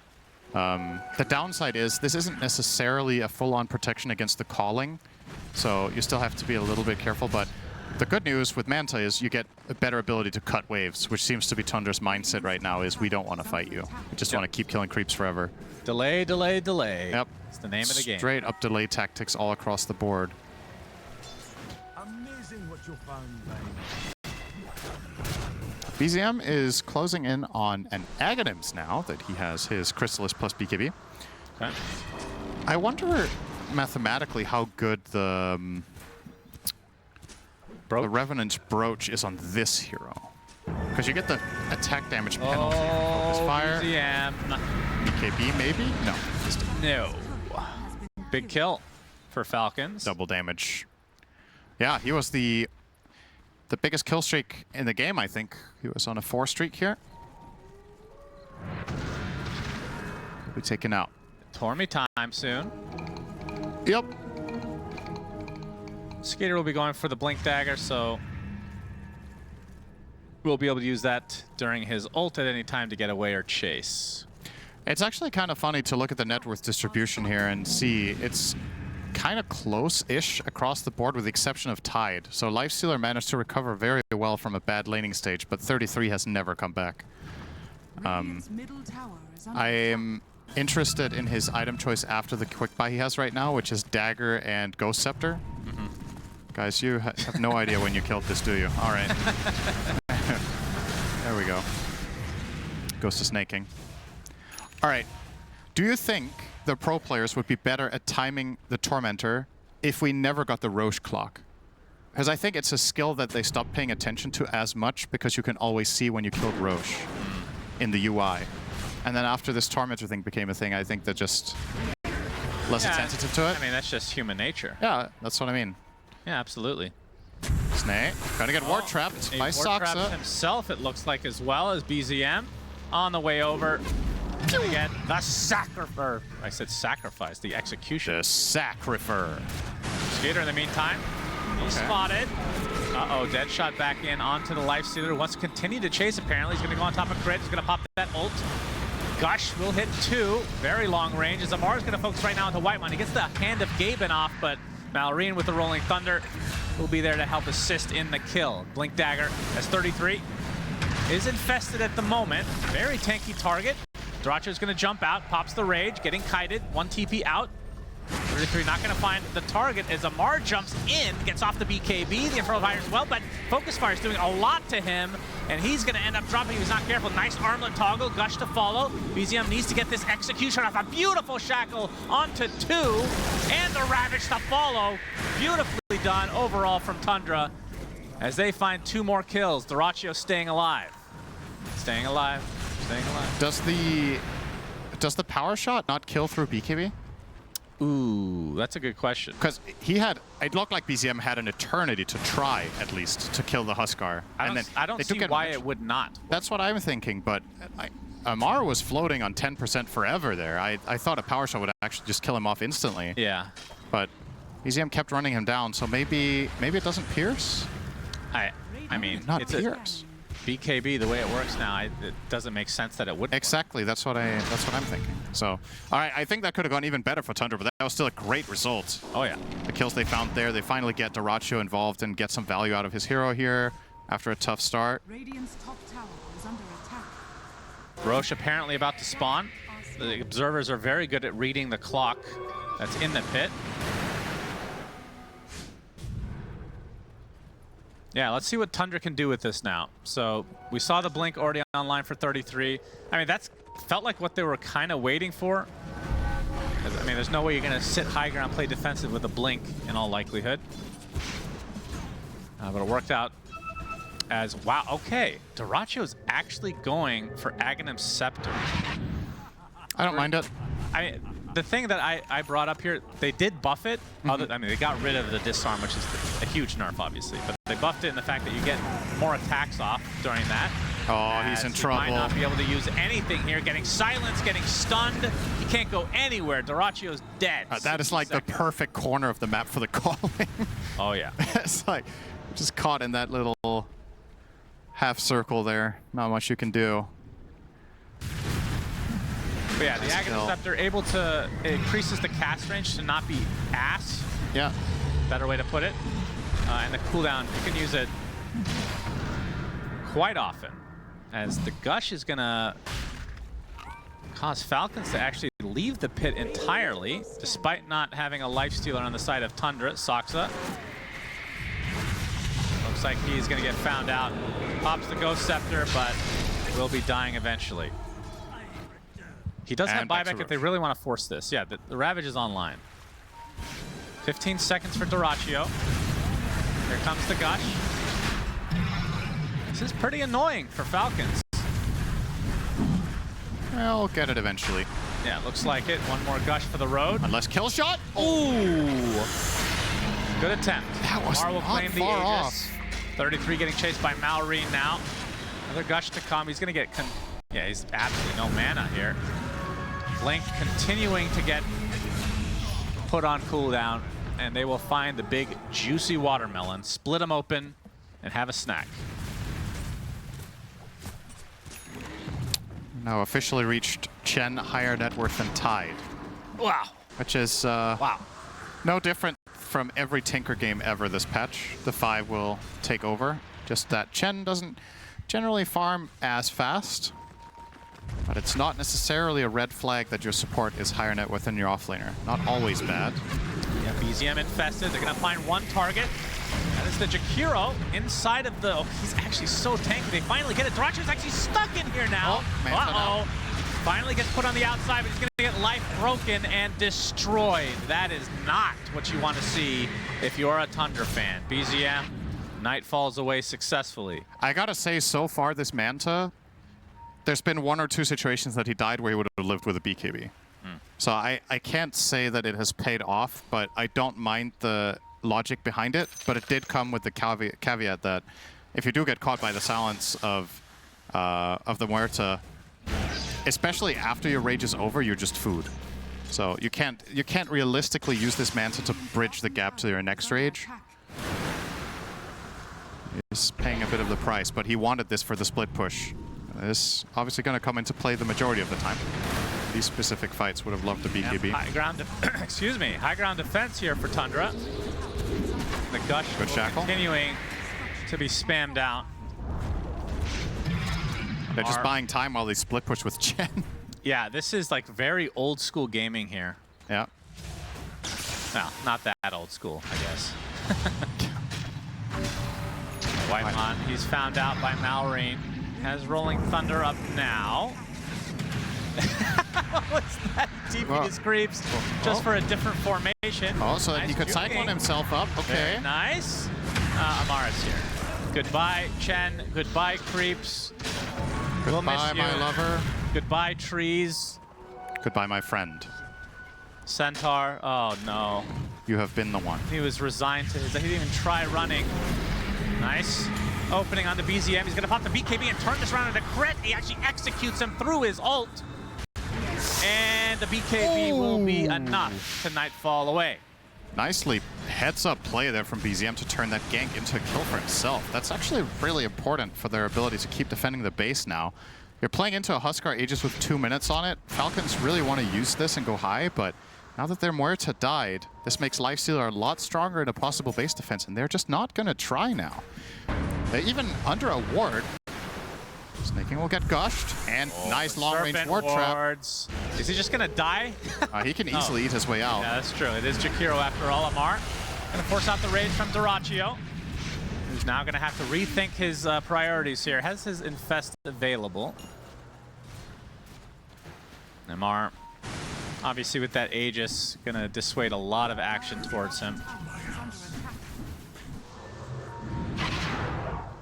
Crit and Malrine using that outpost to get better positioning and a D-ward. They have so much map control right now. 6k lead with the Aegis advantage as well. And they will likely poke this high ground. Let's see if they can do anything though. Thunder still have a lot at their disposal. Yeah, banner down. Banner. That means they're going to commit, but the creeps are already dead. Be a while before backdoor kicks in here though. Tower down. At least get the tower. Are they going to mount a defense here? Next wave is coming soon. Okay, they will try. The Blink Hex. Poking. Nah. They'll give it up. Although the backdoor protection kicks in just for a moment. Oh, wait, Chen's pulling the wave with a Hellbear. I didn't see that on the minimap. Okay. But they said, wait, what? Oh, the creeps bottom are close enough. So, yeah, the backdoor went online for about a second and then went away. And they have such an annoying lineup to disrupt these waves. So, a set of racks are conceded by Tundra. At what point do you think they're going to want to fully fight? Like, is there an item, a couple items that you can try to extend this game to that's going to be important?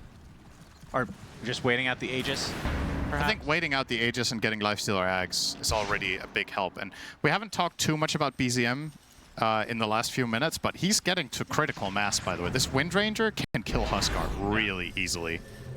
Daedal is complete, and Ags, and Dragonlance, so he can keep the nice distance here. So definitely possible. I think Huskar is becoming more and more solved in this individual game, but he's not the only problem. It's a very farmed Pango, and a Batten is also massive. So you have to...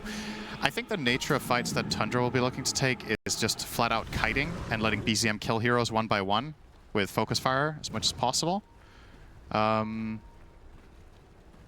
And the way Doracho is going to enable that is flat out by surviving. He's not going to be the one dealing the majority of the damage here. He wants to draw attention to himself, kite around, slow heroes, of course do meaningful damage, but it's the Wind Ranger that Falcons should really be looking to kill if possible. But they don't have the best heroes for it. It was the last pick of the draft for a reason. Very true. Well, Doracho very, very close to that Ags. Has the point booster and now has the completed item at base. So we'll see if they turn this into a potential smoke. Speaking of which, Falcons have already done that, as Tormy is ripe for the pickin', Cinderin. There's no way Tundra can get back here in time. That is a damage rune on Doracho, though. It could do an Infest Bomb. But it looks like they might be thinking about it. yeah, They are. They're going to TP Shaman down here. Oh, they haven't even started it yet, actually. Wow. They want to fight at the very least. Yep, there we go. Okay, let's Damage see rune has how half duration left, so a decent amount of time if they find it fast. this Aghanim Scepter on Lifestealer. How many Infest can he get off? How much damage does it do now? I think he gets, if my math is correct, 1 extra attack than he used to, but no disarm. Long trail here for Tundra. Falcons will be waiting, baiting out the Tormentor. Gush will scout out Skeeter. And it's a Tormy off. It's fascinating that they're this committed to the Tormentor, of all things. Yeah, nothing wrong with that. That this is the moment that Tundra choose to... I mean, I get that... Would you rather there not be and they just farm and split push for an hour? I just don't know if this is a realistic one to really get in position for when the enemy team is set up in this fashion, that you will ever get in there. I mean, ultimately, it's the same outcome, right? Otherwise, Falcons would have got it quicker and you would have been farming. Now both teams were waiting. It's kind of whatever. I guess in the meantime, the good news is Chen could split push, so the mid wave is pushed out nicely. But yeah, you did burn a smoke. It's not the end of the world. Especially when you have ninja gear on Saksa. Is he finding anything here? Snaking will just barely dodge trouble. Yeah, this is all about dodging from Tundra. Now, Reen actually used the ult, so that's going to be on cooldown for a bit. All right, I got a challenge for you. Uh-huh. Name 3 uncharacteristic Huskar items and see if you can guess which one he's buying. What do you mean, name 3? Name 3 items that you think would be strange on Huskar but would make sense. That's too hard of a question right now. I know. You should go ahead and get to the butt of the joke here. There's no but. He's buying Shiva Shannon on Huskar. Shivas? Yeah, you would have never guessed it, but I wanted to hear your crazy theories. Shivas? So I could be like, no matter how crazy you are, it's even crazier than that. I mean, I guess he wants the healing reduction against Chen and Lifestealer, wants the armor against Wind Ranger. It makes sense. Minus attack speed for like... They have AC on Abaddon already, so he's not buying that. But yeah, it's a pretty uncommon sight on Huskar. I don't remember the last time I've even seen this item be purchased by that hero in general. Yeah, it doesn't even have a mana pool, you know? Can't even... Just going to cost HP to cast it. Yep, that's fine. Well, Roche is up. Only question is... Well, I heard a BKB. That's from BZM. Does that mean you just give up Roche now? You might have to. Yeah, probably. Big item. This is all about waiting for high ground and trying to capitalize on mistakes. So far, Falcons have been taking this in a very methodical fashion. And they will get Roche for free. Go on Amar again. They'll have double Rolling Thunder. This is, honestly, this is a kind of strange game to watch. Tundra just keep dodging almost forever, and Falcons don't feel confident in forcing them to fight. Yeah. So, really a game of cat and mouse for the last 10, 15 minutes. They want to go in, it seems. They find Amar. Yeah, There's the Infest Bomb, but the Aphotic Shield's going to keep them safe. That was a quick And save. just like that, the fight, I don't know if they want to stay anymore. Soxa is going to be the recipient of every right-click known to man. And Doracho will have to rage and run in shame. That was a very quick response from Skitter. I actually thought they were going to get rid of the Aegis fast enough, but no. Quick blink save from the Abaddon. Getting value off of there immediately. Now, at the same time, bottom is being pushed by Chen, our good friend. So Falcons don't really have the best waves. So they kill Saksa, but mid wave was pushed by Mass Serpent Wards. Yeah, I the wonder top wave why. was pushed by Mantas. I wonder why they don't have good wave. It's been all game. The same strategy from Tundra. Are they delaying the inevitable? Or is there an end game here? You even infest just to push that much faster. There definitely is an end game. Most games have an end. Spaghetti-O. Oh, can't take it out against the bash. Now he can try, though. Will he get another bash? Oh, he missed the swashbuckle. What? I think he missed that entirely, didn't he? I think so. Can we get a replay? Not the easiest spell That to hit is on a TPing hero. Incredible. This is tier 1 Dota. This might be the first situation in this entire tournament that you might have done better than someone else if it was you playing. You might have hit that. Okay, let's just double check. Maybe he just got really unlucky. A smart TP because he already bashed. He missed entirely. It's a total whiff. Oh my goodness. That is incredible. Wow. Incredible show from Maureen. And keep in mind, he has Ag, so he also missed bashes on his shield crash, right? Yeah. So but it was on cooldown. It was pretty on. What do you mean it was on cooldown? The shield crash couldn't have bashed. No, but he used it. Yeah, but that one could not bash yet. He bashed too shortly before that. I don't think bash was ready again. It's not that high of a cooldown, surely. It's decently long. Right? I think the swashbuckle could have bashed. Of course, there's a Ravage coming in. Do they have the damage follow-up? Duracho and company, they're focusing on Skeeter. He can just hit R anytime he wants. Rolling Thunder now being used to zone out Saksa as BZM is going to get feared away with that Agnum Scepter on Muerta. Very scary stuff. Well, Duracho company, they can focus down Roshan's banner if they want. Duracho's already used Rage. Remember, he has Infest, will be using on his teammate. And nobody died here. Nope. But they did defend. They did. And now they can go back to minute and a half on Aegis. Creeps. I know it looks insane, but I actually think that's a really good play to open up with the Ravage. If you don't do anything, you just lose the base. You have to go for it. You have to use it as a stalling tactic. Yeah. And cast all your stuff and try to repel them that way. Like I was saying, this is it's a very bizarre game, but it's extremely tactical, right? It's actually kind of cool to watch, but not very many kills to write home about in the last 15 minutes. That's by design from both teams here. By Ice Frog. Yep. 23%. Would you agree with that? I don't think that's far off. BZM closing in on 25. That is very, very big. I'm assuming he will take the left talent here. Not facing too many dispels, but having the focus fire kills advance your cooldown is massive.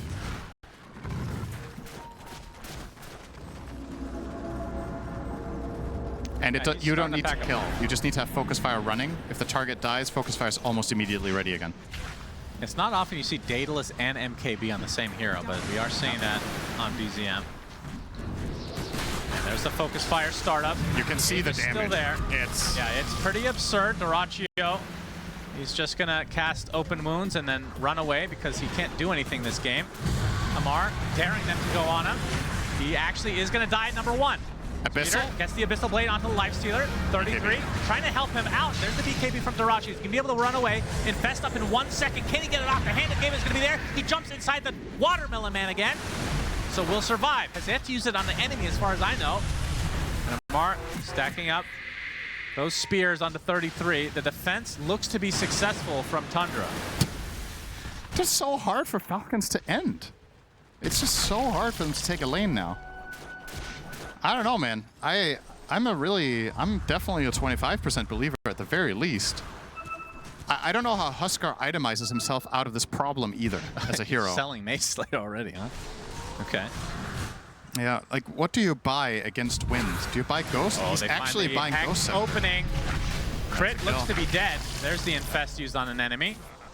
I mean, there's bound to be a slip up once in a while from both teams, and that one finally they find a kill onto Crit, but yeah. Huskar forced to buy Ghost. Never mind, he changed his mind again. He wants Nullifier. Okay. I feel like Amar can't really decide where he wants to go with this. Yeah, because they can't get another barracks here. Isn't Ags good so they can kill Lifestealer? Oh, he doesn't have Ags yet? What? That's the item I would say is the most obvious Wait a one here, second. would be to get Ags to kill life, but... How does the... It works through BKB, right? Yeah. It's just a single target taunt that you cannot avoid with anything else than Lincoln's. I am confused then. So... That seems like a no-brainer. Maybe there's something we don't realize. I don't know. If you look at the last fight, maybe his concern is, can we even kill him when we taunt him with Ags? But you kind of got to play for that, surely, right? And then a Batten can buy a damage item instead of... Yeah. He's going overwhelming Blink. I guess part of the problem for Falcons here is they don't have single target burst damage. They just have meaningful sustained damage. Ooh, will be okay. Dodges that play. And I'm assuming they have the Hex breaks. It's one of the best talents in the game, so surely. Okay, so that's very good against Huskar as well. Yep. I mean, it's good against Abaddon, right? Just need a silence. Yep. Wait, can you can't? You can't. You're silenced when you're hexed, right? Isn't that like one of those? I'm not sure what we're looking at. Curse of Avernus. Yeah, I have no idea. Am I missing something? I'm racking my brain. I think if you do Hex Abaddon with... Yeah, I think you're right, right? Can you activate it at all? I don't know. Radiant are scanning. Maybe that's why they tried opening up on him in that top lane initially. Yeah, they just didn't have enough damage? Yeah, it could be. Right, very tense game. Yeah, Mar looks to be going for the Nully. We'll see if he commits, though. Infest, they want to jump. They have the Hex on Tide. Amar. Double Hex, okay. Got the Shackle, 33 jumps in. There's the Malrine ult to follow, though. Focus Fire doing quite a bit of damage to Malrine during the Rolling Thunder. 33 has to pop his Ghost Hunter to try to stay alive. Malrine's dead. Ravage, but they kill Malrine.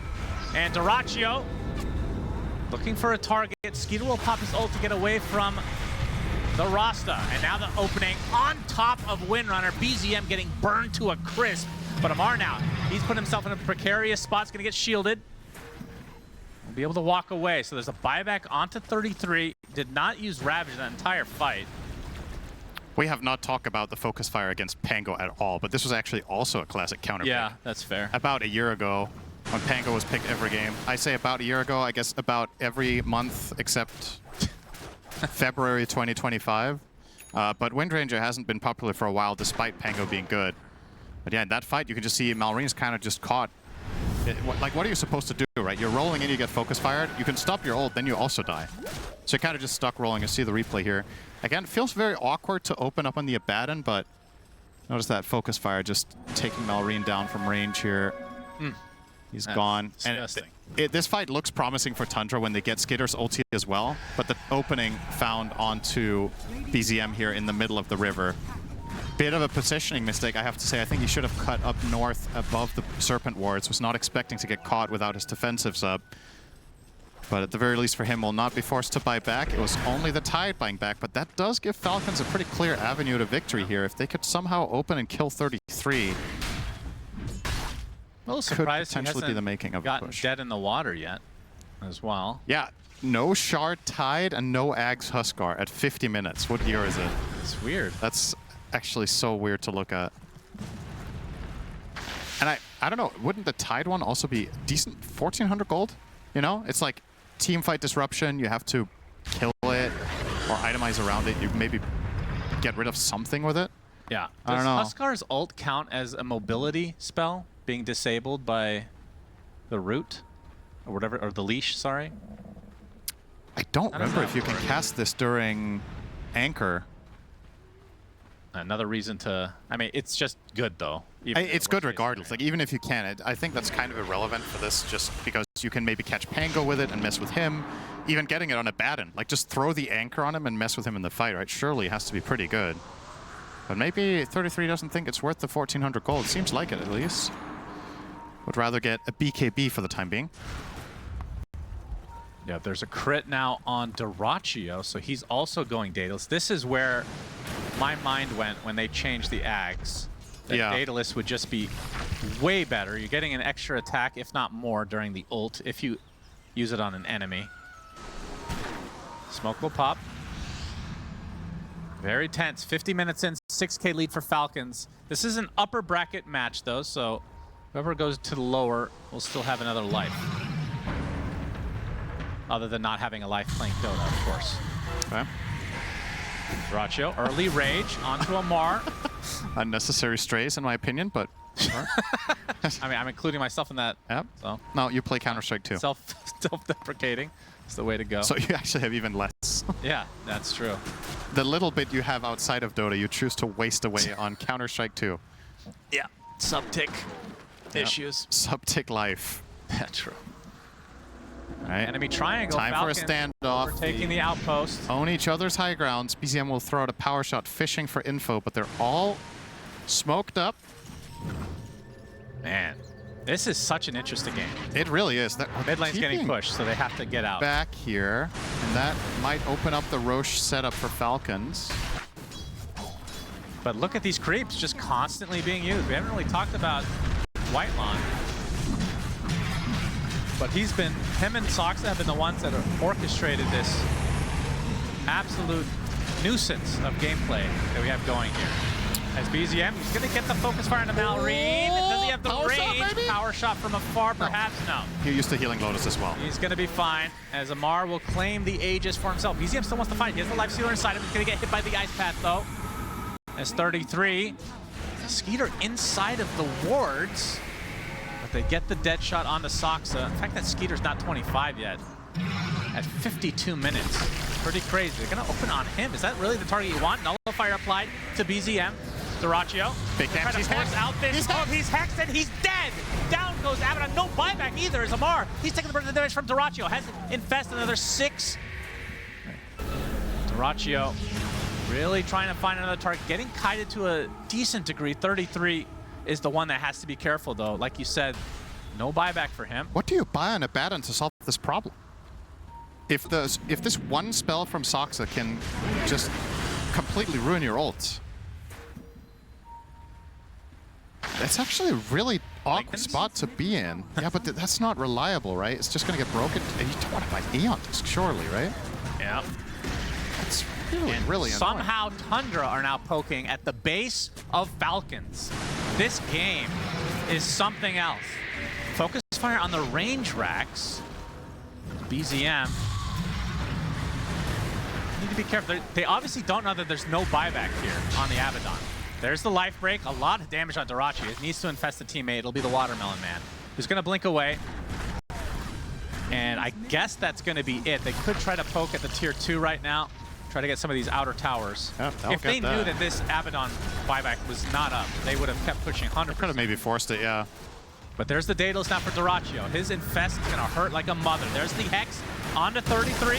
Dyrachyo with the right clicks. The crits are real. Oh, the power shot, Shackle, not enough. Not going to be there. Malrine will still die. Longest range the melee right attack click. in history. Absolutely.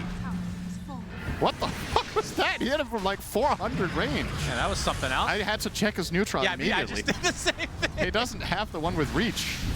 How was that in range? He's down 80 seconds. Has buyback though. Life break from Amar. Shackle. Doesn't taunt, so Dyrachyo's gonna be able to right click to his heart's content. A big dead shot onto 3 heroes as there's the infest onto Whitelon. Soxa with the shackle has the serpent wards placed to do a little residual damage to the tower. Shackle onto 2. There's 2 shackles in this game. Very confusing, I know. To the 2 people that have never played Dota actually watching this stream, apologies. There's 2 shackles. And Amar with the ult. BZM, he's nullified as well. We'll have to pop the BKB. Amar with the force step trying to get a little bit closer, but BZM will be fine. Now they have the shackle from Soxa onto Amar. Now they're going to retreat here as they did end up taking out BZM. He burned away from Amar. Yeah. He had and the 12 Ogre Seal cut on stacks. 33. Needs to get the hell out of here. Whitemon needs to block, needs to do anything. Watermelon Man, very low. Damage rune, cool. As Dyrachyo's going to pick it up and go to town onto the Abaddon. Now going to turn his sights to the Aegis carrier. That was Amar. That's life number 1. And they get out, maybe. Whitemon, he's going to get Abyssal. And Skeeter, finally the ult goes off as Dyrachyo. He has the infest worst case scenario here. So this whole mess is all your fault? Break down that fight. I'm trying to remember how it even started. It feels like that fight took a minute and 2 heroes died. Everybody's so tanky. Yeah, they're just There it fighting is. a lot. There it is, Cinderin. Finally gets the axe. I don't know what was he waiting for with this. 5 minutes. Oh, crit. Now Crit, he's gonna Cheese. eat the cheese. Skeeter helps him out with the aphotic shield, and it looks like Soxa is going to be the one that falls instead. The bash onto Duraccio. There's the taunt. The axe we've been waiting for, ladies and gentlemen, leads to the kill onto Lifesteal. 33, last remaining member of Tundra. Everybody else has buyback, but they're just going to let him die. He's way too far away. Ogre Seal Totem already used. And that is the death of Watermelon, man. Go Oh, Scepter, the BKB, Nightfall, TP the out, Abyssal. Nightfall. No. Good attempt. Well, they have all their buybacks, but this is really expensive. And it all started with the Burning Spears killing off Windranger top, allowing Falcons to start their long chase. And now they are the ones looking to punish big time. Ooh. 2 buybacks for now. They might want to stick around and get the Lifestealer one as well if they can. Oh, yeah. And Deadshot from so far away. 2 charges. Pretty dirty. Serpent Wards plays, but Amar is going to take them out. Good distraction. He wants to farm them over killing Rex. Yeah, probably. He'll kill every single one of them and then get Distraction shot. successful. Focus fire. Not going to be used to full effect as the life break comes in, and now the buybacks from Duraccio. He's going to infest into BZM to keep him alive. Nicely done. Amar, very low HP right now. They're going to lose Soxa to start things out. A huge ravage from 33.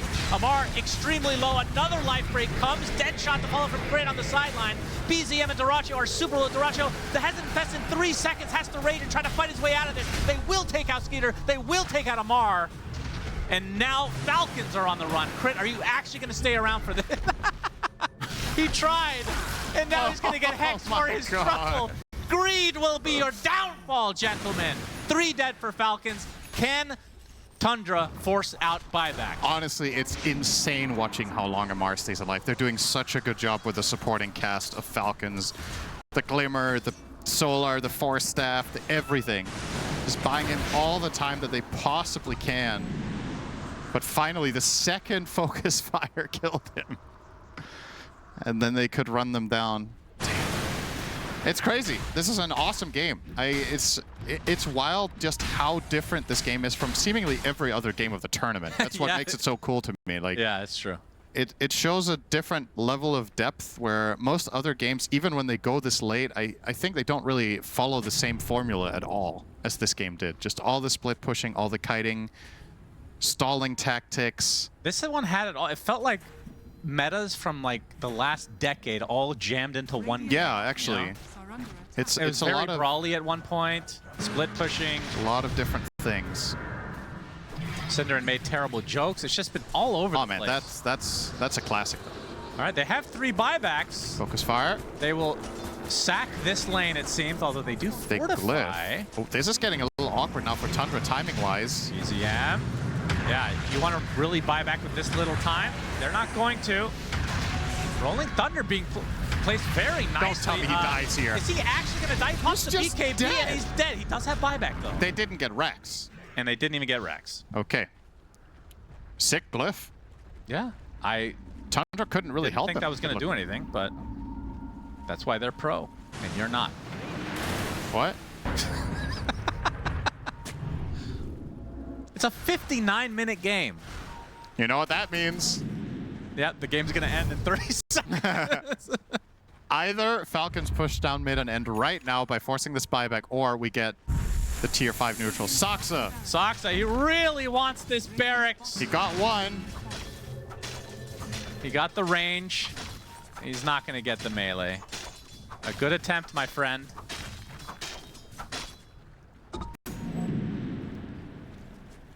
Yeah, he doesn't have TP for 20.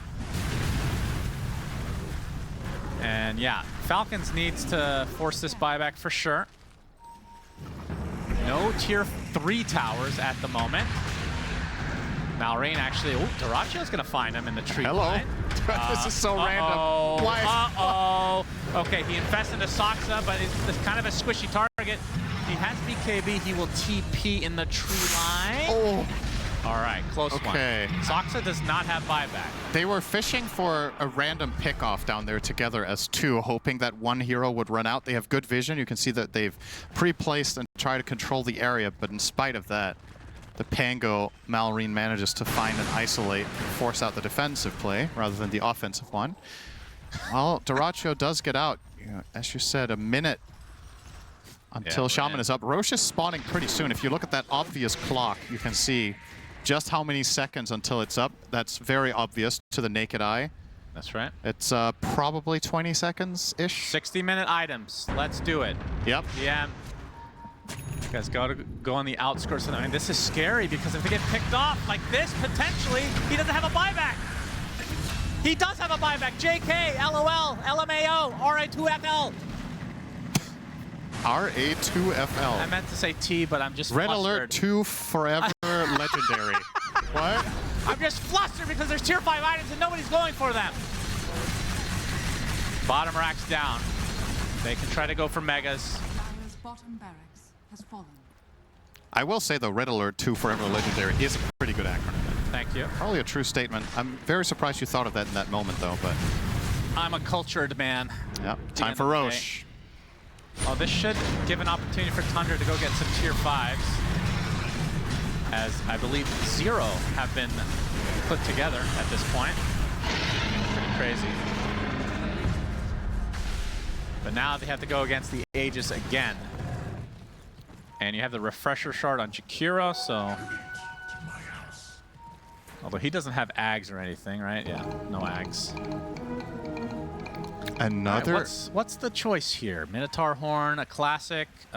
Feels like Pirate Hat's not good anymore. Magic Lamp has been very popular. Magic Lamp's good.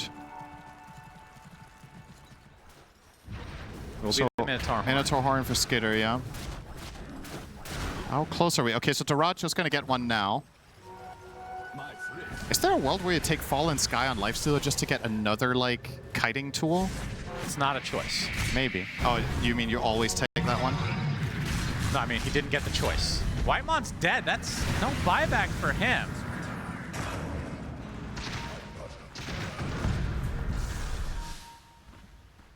Can they do it without the Chen?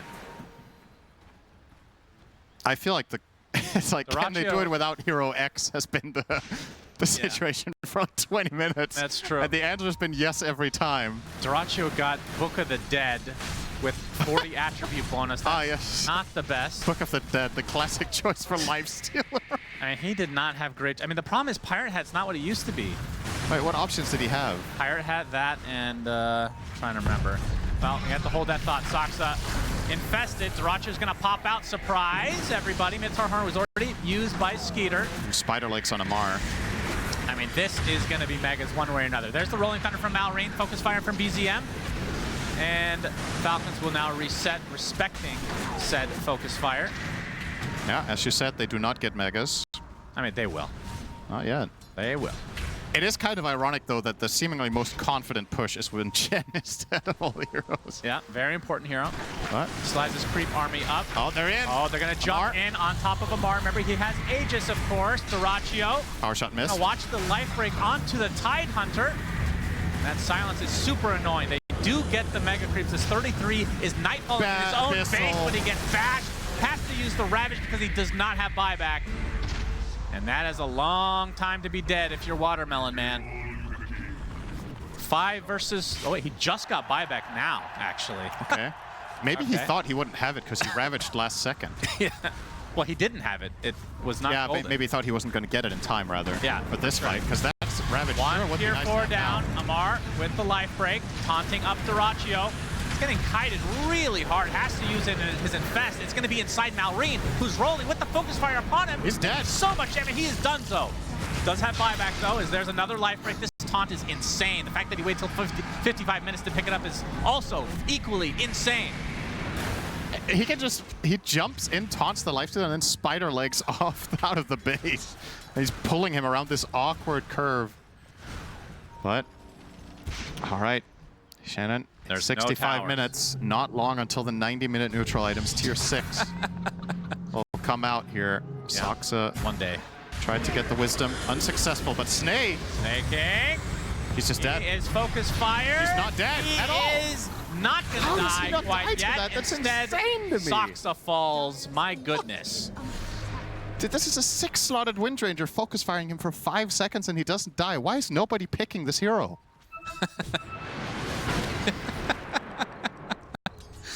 We got Fallen Sky on Snake King.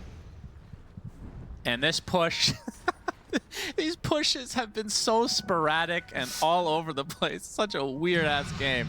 They're going to obviously wait for Malrine to get back the old-fashioned way. And then, of course, wait for the next Roche, you know, just standard play. Maybe get the Tormentor while they're at it, extra gold and whatnot. And that is a Divine on the menu for Dyrachyo, and I can't blame him. He needs the damage. Yeah. Question is, what is he giving up for this? Radiance, right? Or Armlet. Probably Armlet. I mean, the Armlet is kind of, it's 10% of his health. I mean, you might now. want to just get Nullifier instead of Radiance, right? You take apart the Radiance anyway, so you don't need to really lose much gold. Yeah, did he actually, hang on, did he commit for that? He could disassemble his Radiance for Rapier, right? Oh yeah, that's, he could also do that. That's true. I think, wait, he did buy something, right? Where's his Courier? His Courier has Demon Edge, so yeah, he will be taking apart the Radiance, it seems. Yeah, okay. Okay, I do think the final build should absolutely replace the Armlet. I think the Armlet should become a Nullifier, probably. Yeah, yeah. You'd think so. I mean, he almost has enough. I mean, wait, he does have enough for it. Yep. And buyback. Just barely. He did the math. Oh, he does have buyback. Okay. Book of the Dead trying to win the game, but is being stopped by Chen. That's right. Time for Tormentor. Right. Very valuable here. Dyrachyo has quite a bit of damage.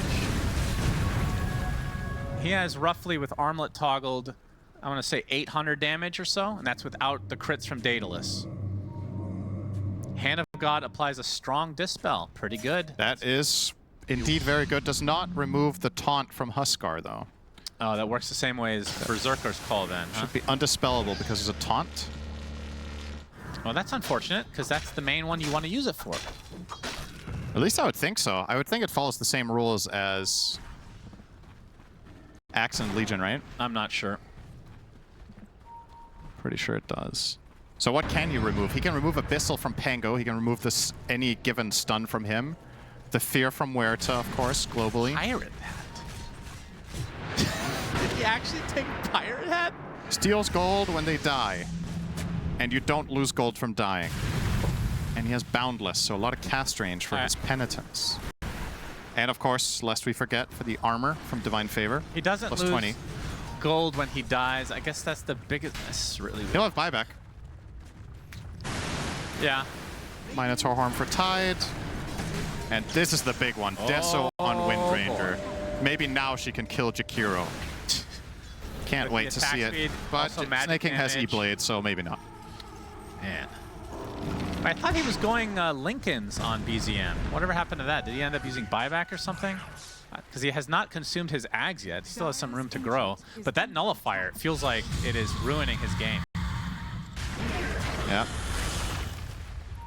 He's going to have to rely on his BKB usage more so than anything. But he can still get taunted, of course. But as long as you have Wind Run running, you shouldn't die during the Huskar taunt. Until MKB comes for Amar, of course. Yeah, can't wait for that. 33 being big. Yeah, he's a big juicy boy. He's going to get Abyssal. He's going to get stunned by Life Break. And 33 has to use Ravage. He's already super low. Abyssal Blade used by Malrine as well. There is the Infest to keep the Watermelon Man alive. But they're going to lose BZM. He's up front as if he's a strength hero. What in God's name is going on here? 2 dead, they buy back, but that is a dead Tidehunter. No buyback at all. They used 1 Ravage, not 2, and they did not manage to connect any damage in it at all from Windranger and Lifestealer. That's unfortunate when you've just bought a Rapier on the Lifestealer. You would like to really hit something, but they're just getting kind of poked and prodded and just kited around. Oh, yeah. No real option. They step-by-step take down the Tide. Now they know for a fact that he does not have buyback, so they're going to go for this one. Straight in for the throne. Here we go. Throne exposed. They have buyback here. They're going to focus on the Shadow Shaman first. He's dead. Buys back instantly, but they get BZM.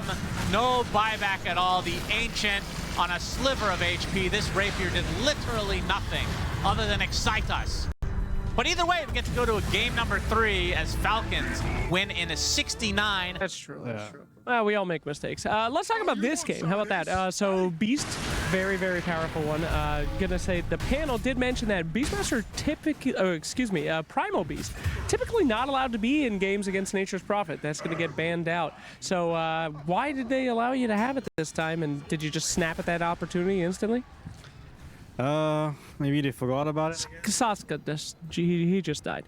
Ah, lucky. Okay, keep going. I feel like maybe they just forgot about it, I guess, you know, happens. I mean, they had to ban the because they had Monkey King, because, we pick Monkey into the Tide Bristle, they're going to have issues. Absolutely. Now, I noticed that Whitemon, he never picks the unicycle talent on that. Any reason why on his Ringmaster? I told him to take it this game. Oh, is he going to take it? He's going to take it. Whoa, okay. Is this something to be excited about? Yeah, because he's going to ride some bicycles. Okay, we got to go. Moon, enough of this. We got to go. Let's go over to the casters. Thank you so much to our own resident clowns. Thank you. Great segue as always. Thank you, Sir Action Sex. And yeah, we saw this in the draft. Last time we cast Whitemon, he changed the facet about 5 seconds before it locked in. So I thought he was going to do it again. But the instant the game started, Cinder, and I yelled, with a huge amount of glee, as you can attest. Yes? You said, yay. I said it very loudly. So, Yay! let's talk about... No, you were genuinely really excited because you love biking. It's your favorite hobby. I like watching people bike. That sounds really creepy, but... Yeah, that's pretty fucked up. Why? It's not that bad. There's much worse things in the world. Either way. Tour de France should be banned. Okay. Yep, go on. Game number 3, ladies and gentlemen, between Falcons and Tundra. Winner of this will face off against Team Liquid in the upper bracket finals. Loser goes to the lower bracket to face Aurora Gaming. Let's talk about the matchups, the heroes overall, and then we'll finish with Ringmaster because it's going to be an extended conversation. Okay? Yeah, I think Ringmaster having this facet is like, it's not even the most unconditional thing. And maybe it is, but it's also Tide carry. Yeah. It's not the first time this is played, but it's definitely not the preferred lane for this hero. But in this game, I guess, I mean, you're playing against the Night Stalker, but it's only a support, so the silence is a little bit of a concern. Tide's damage as a carry largely relies on being up close and personal and using Anchor Smash. So opting to do that into Lifestealer, Beastmaster, and a position 4 Night Stalker is a little bit interesting.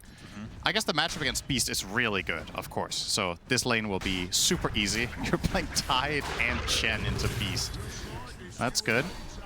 You're just watching. You're hoping so much that Whitemon gets an assist so he can get a souvenir. Well, you're just waiting for that bike. I know. I'm very excited. There's another Beast in the game center, Primal Beast, which to me seems like an incredible pick. You sprout him, he just tramples it over. You get Aghanim Scepter, you break both Tide, who's the carry, and Bristleback. Seems like an exceptional Primal game. Yeah, the Primal pick is insane. I think it's the best pick of the entire draft for me. So if BZM gets farmed enough, gets the Ag, Sanj, and Yasha, and just starts running Oh, up. Duraccio, he's going to get the kill here. Does cost them Whitemon, and now it's a battle of the ages. Support versus carry. Duraccio versus crit. Walrus versus undead, disgusting creature that reminds me of Jenkins for some reason. Neither win the battle. They both fall back. Cinderin. Must suck catching strays so often as Jenkins does. What if he's just a good guy and misunderstood? He is a good guy. Never mind. Oh, he has a unicycle. Oh, Shannon, did he use it? First try. Oh. First try bike. All right, do All right. not move the fucking camera. Yeah. I tell you. Keep you stay, it on you stay on Ringmaster. this Ringmaster until we see our bike. There we go. Yeah, this can. Oh, It's on the side cam. Imagine they keep the side cam on for 15 minutes. I'm fine with that. I am fine with that. We got the axes coming out for 33 in the top lane. Soxa gonna apply a little bit of pressure. He's already died this game. The way this hero walks around is dumb enough as it is. It's really stupid. I love it. I love it. Okay, while we watch this lane, we can at least talk about why we're freaking out over the Ringmaster facet. So he's not going to have some objectively great skills at his disposal, and instead it's going to be these other three, which we'll get to in just a moment, as Skeeter low. getting pretty low. Very, very the Void low. will... Soxa is actually going to go in deep. We'll take the gush and a couple tower pops. It's not enough for a kill, though. Everybody's on such low HP in this lane. All right, we can take the off-screen camera off. I will keep one of my screens on him non-stop for you guys. Don't worry. I'll let you know. If you hear me yelling bike, you know where to click. Bye. Just testing. All right, They whipping didn't up take the MR. bait. Yeah, Oh, seeing if they can tell our voices apart. Very good. We're entering the later hours of the night. It can be difficult, Yeah, that's true. but All right, let's talk about his skill. So we talked about the bike, the unicycle. It makes you go super, super fast, but if you take damage, I believe, right? if you touch basically anything, it breaks. Yeah. So trees, runes. So terrific for getaways if you're not taking damage at the outright, or just rotating. As BZM is going to do a little bit of damage to Malrine. So the second skill is Crystal Ball, which is essentially a scan. Yeah. 450 area global scan for 4 seconds, and you'll see when something actually hits. And then Weighted Pie, it's a knockback. So instead of the whoopee cushion pushing you forward, there's the unicycle! The first unicycle in the history of Dota 2 coming into play. Whitemon making his way up super fast in mid lane. He misses the knife because he's just so quick, but he's got a huge whip onto 2. Malrine is dead. He died to somebody that runs to the bush. He's gonna get the box off though. There's BZM trying to get out. Well, the blood grenade from Crit is not gonna be enough. BZM comes back to die for some freaking reason. Back into him. He was very confused because somebody on his team is using a unicycle. He's never seen such a thing. Wait, was he gonna die? Oh, the axes! 33 gets a double kill top. All right, that makes a lot of sense that he gets a double kill in this lane. Of course, against Tide Chen, why wouldn't Beastmaster get a double kill up here? Wait, what? Why did BCM walk back in? Was he dying to the blood grenade and wanted to just attack, or was it the lesser evil to die to come back to lane? I don't know. That was a... Huh. I don't know. I cannot believe we got a bike, Shannon. I told you. I'm so excited. I'm pretty sure I've told you more or less they will never pick these souvenirs over the original ones. Yes. And I genuinely do not understand why he wants in this game, except for exactly a drive-by on mid. I mean, that, like the only, I don't know, maybe the weighted pie is good sometimes. He did use it. But He did use the weighted pie here. And maybe that actually would have saved BZM, and BZM didn't realize that the pie is something to his benefit. Or maybe Whitemon said, I have a souvenir for you. And he was like, oh, nice, I'm going to get the Strongman tonic. So he turned around. Yeah, because he needs to turn around to receive the Strongman No, he tonic. wanted to fight. Because he was like, I'm getting Strongman tonic, I'm going back in. Okay. But then all he got was a pie in the face. Yeah, that might be it too. It could be it. Either way, very exciting to see Whitemon. And Soxa. It is daytime, we know what that means. Tier 5 neutral items? Close. Oh. It's usually when you say you know what that means, then you're hinting at that, so. That's true. I actually made that my calling card, unfortunately. As a 7-minute shrine's about to pop here. And it looks like they'll get the trades. I cannot believe 33 got a double kill. It's actually extremely important for this game that the Beastmaster is doing well early on for Tundra. This was a lane that could have been very one-sided the other way, but with Beastmaster already level 6, he's also the one to take the Wisdom. 33 can snowball this quite decently. It's not the best Roar targets in Bristle and Tide, but you're a great partner for Primal Beast to find kills. You're a great partner for Night Stalker to find kills. I was not expecting that outcome, I have to admit. This top lane for Tundra, really, really good start. Dyrachyo trying to pressure Amar, but he is playing Bristleback, so that's not going to work. As BZM making his way over, the onslaught coming. Has the pulverize, crit, nice shards, blocking everybody out. BZM's not done yet, though. Oh, he had the uproar. I thought he could have used it to slow, but not happening, apparently. So a wasted rotation from him. He doesn't have a unicycle to get back, so he will have to TP. Malrine. Malrine is going to hit by the axe. He's going to deny the rune, which was a damage rune that BZM would have loved. Yep. Let's get her pressure at the tower. Uh-oh. We'll get help from Malrine, 33 Roar. He has to use his Roar. He cannot get out of the Sprout. Has to wait for the duration. He's going to be greeted by Snake King, though, getting the blocks off with the creep. But here comes Soxa with the crippling fear. And he actually does help save his friend. And Soxa will not die, which I'm used to seeing on this Night Stalker, if I'm being honest. But they do take out the tier 1 tower. That is really early, 8.5 minutes.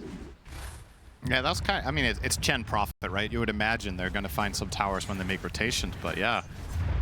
Still no Ravage available for Skeeter there. Does save 33's life. And despite being sprouted there, he just does not want to buy a Quelling Blade. He's going to trust in the Axes, but if they are on cooldown and you get sprouted, this 8-second cooldown is a quite decent window for Prophet to do stuff. He just wants to rush the Aghanim Scepter here on the Beast.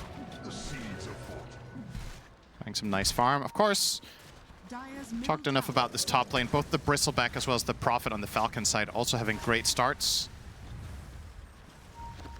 And in comparison to previous games in this series, it feels like every core is quite unlocked here. Nobody is having a terrible start. So, plenty of opportunities coming soon. Now, Falcons will keep up the pressure. They're bringing Chen through the gate. They have Prophet down here as well. Really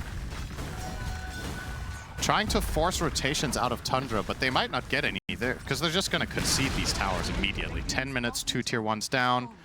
Probably not rocket science to imagine where Falcons are going next. Yep, into the Roche pit. That would be interesting. Yeah, tier 1 mid still up. Whitemon not quite level 6 yet to get the Wheel of Wonder. He's going to be going for the Atos. And BZM is going to get Centaur stomped. We'll take it out along with the other 2 creeps. He's going to pulverize this poor baby creep. Very Did sad. he just pulverize a Vool? Yeah, very strong. Are you serious? He just really wanted to use his... Oh, I don't think he'd used it yet. I've never seen that in a game. Ever. I don't think so. I don't think I've ever seen Primal Beast pulverize a Vool. They're very powerful. He is invisible now. Just going to continue using this Invis to farm together with Soxa as they are dewarding as well. So trying to gain some ground, but of course the towers once again not in their favor. And I think the Tundra side would love to open top tower together with a Beastmaster War, but that's why Tide is nice here. It's hard to get through him to access that tower. It's one of the hallmarks of Beastmaster gameplay is getting the enemy tower ASAP through a Roar kill and then having strong push with your Boar plus Aura. You take that away from him effectively by running Tide carry. That's really, really difficult to access this top tower. Have they even damaged it yet? Yeah, 280 damage. Okay, almost nothing. Wow, the Axe is almost done for Beast. Yeah, he's mega farm. 33, 700 away from that. The Drums of Slom. And you're right. These, I think the hero that was hurting that, he's not even that far behind, was BZM, who just couldn't find the proper rotation for a kill.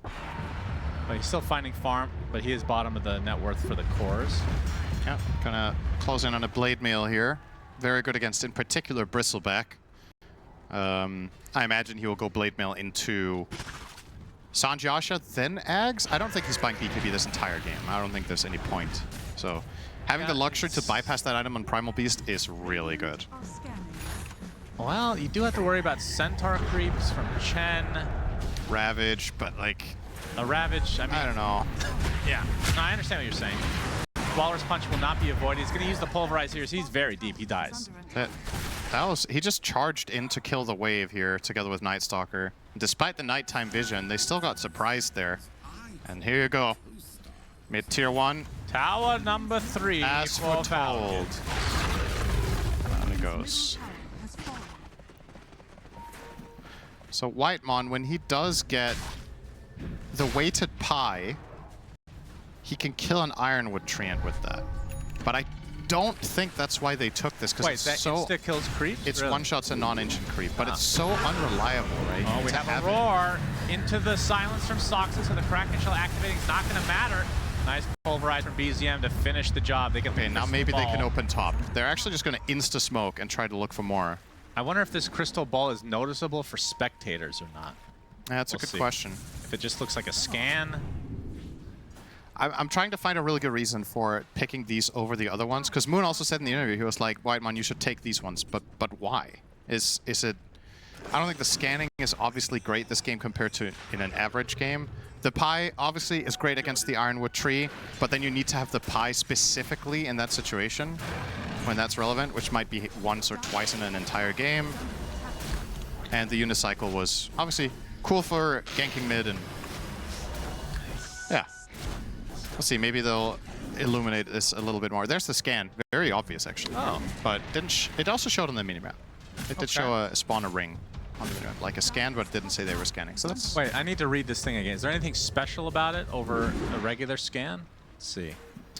So scans 450 area global range, lasts 4 seconds. Indicates whether there are enemy heroes in the area for the duration. Reveals invis units and wards in the scanned area, but does not provide vision. I see. Yeah, so you can use it to check for what's similar to gem.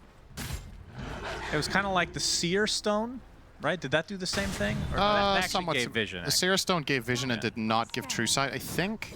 But I thought it gave... Okay, well... maybe it did, actually. You might be right. Pretty cool, though. Yep. He tried to de-ward with it there, it looked like, but no ward. And this does feel like a hero that would make a lot of sense for the facets to also change Shard and Ags in the future. Not to get down this road, but I think thematically that would be really cool. There's the Sacred Relic for Doraccio. This is a good opportunity. Yeah, we haven't talked about him too much. He's just been living life bot lane. As some carries do. Yeah. Lesser known song from Enrique Iglesias, Living La Vida bot lane. Wait, that wasn't him, was it? Yeah, it was. Was it him? Living La Vida Loca, I think. Is that it? No, it's not. It's someone else. Is it? Google it. Go ahead and alt-tab and Google this it is while important. I take over. This is important to me, Shannon. Ricky Martin, that's right. Wait, who did you... Oh, you said... Yeah. I said Enrique Iglesias. The thing is, I was picturing Ricky Martin. Oh, you were? His name, Okay. I guess. Yeah. Well, Enrique, Ricky, you know. Close. It's pretty much the same name. BZM's already used Onslaught. There's a smoke here from Falcons. They're trying to bait in this Tier 1 push. Dark Ascension at the ready for Soxa. But looks like Tundra have a decent idea that this might be a thing. They're just going to pulverize and take out the creeps with the Onslaught. So they read the situation pretty well. With the Tormentor's top. So Yep. just conceding it. Classic Night Stalker shenanigans. It will be on the opposite side of the map. See, that's a good shard. A good shard? Yeah. The Chen one? Yeah. Yeah. Oh, it's really Take Ancient Creeps now. Yep. At 15 minutes, not bad. Compare that to Batright. It's quite the different power spike.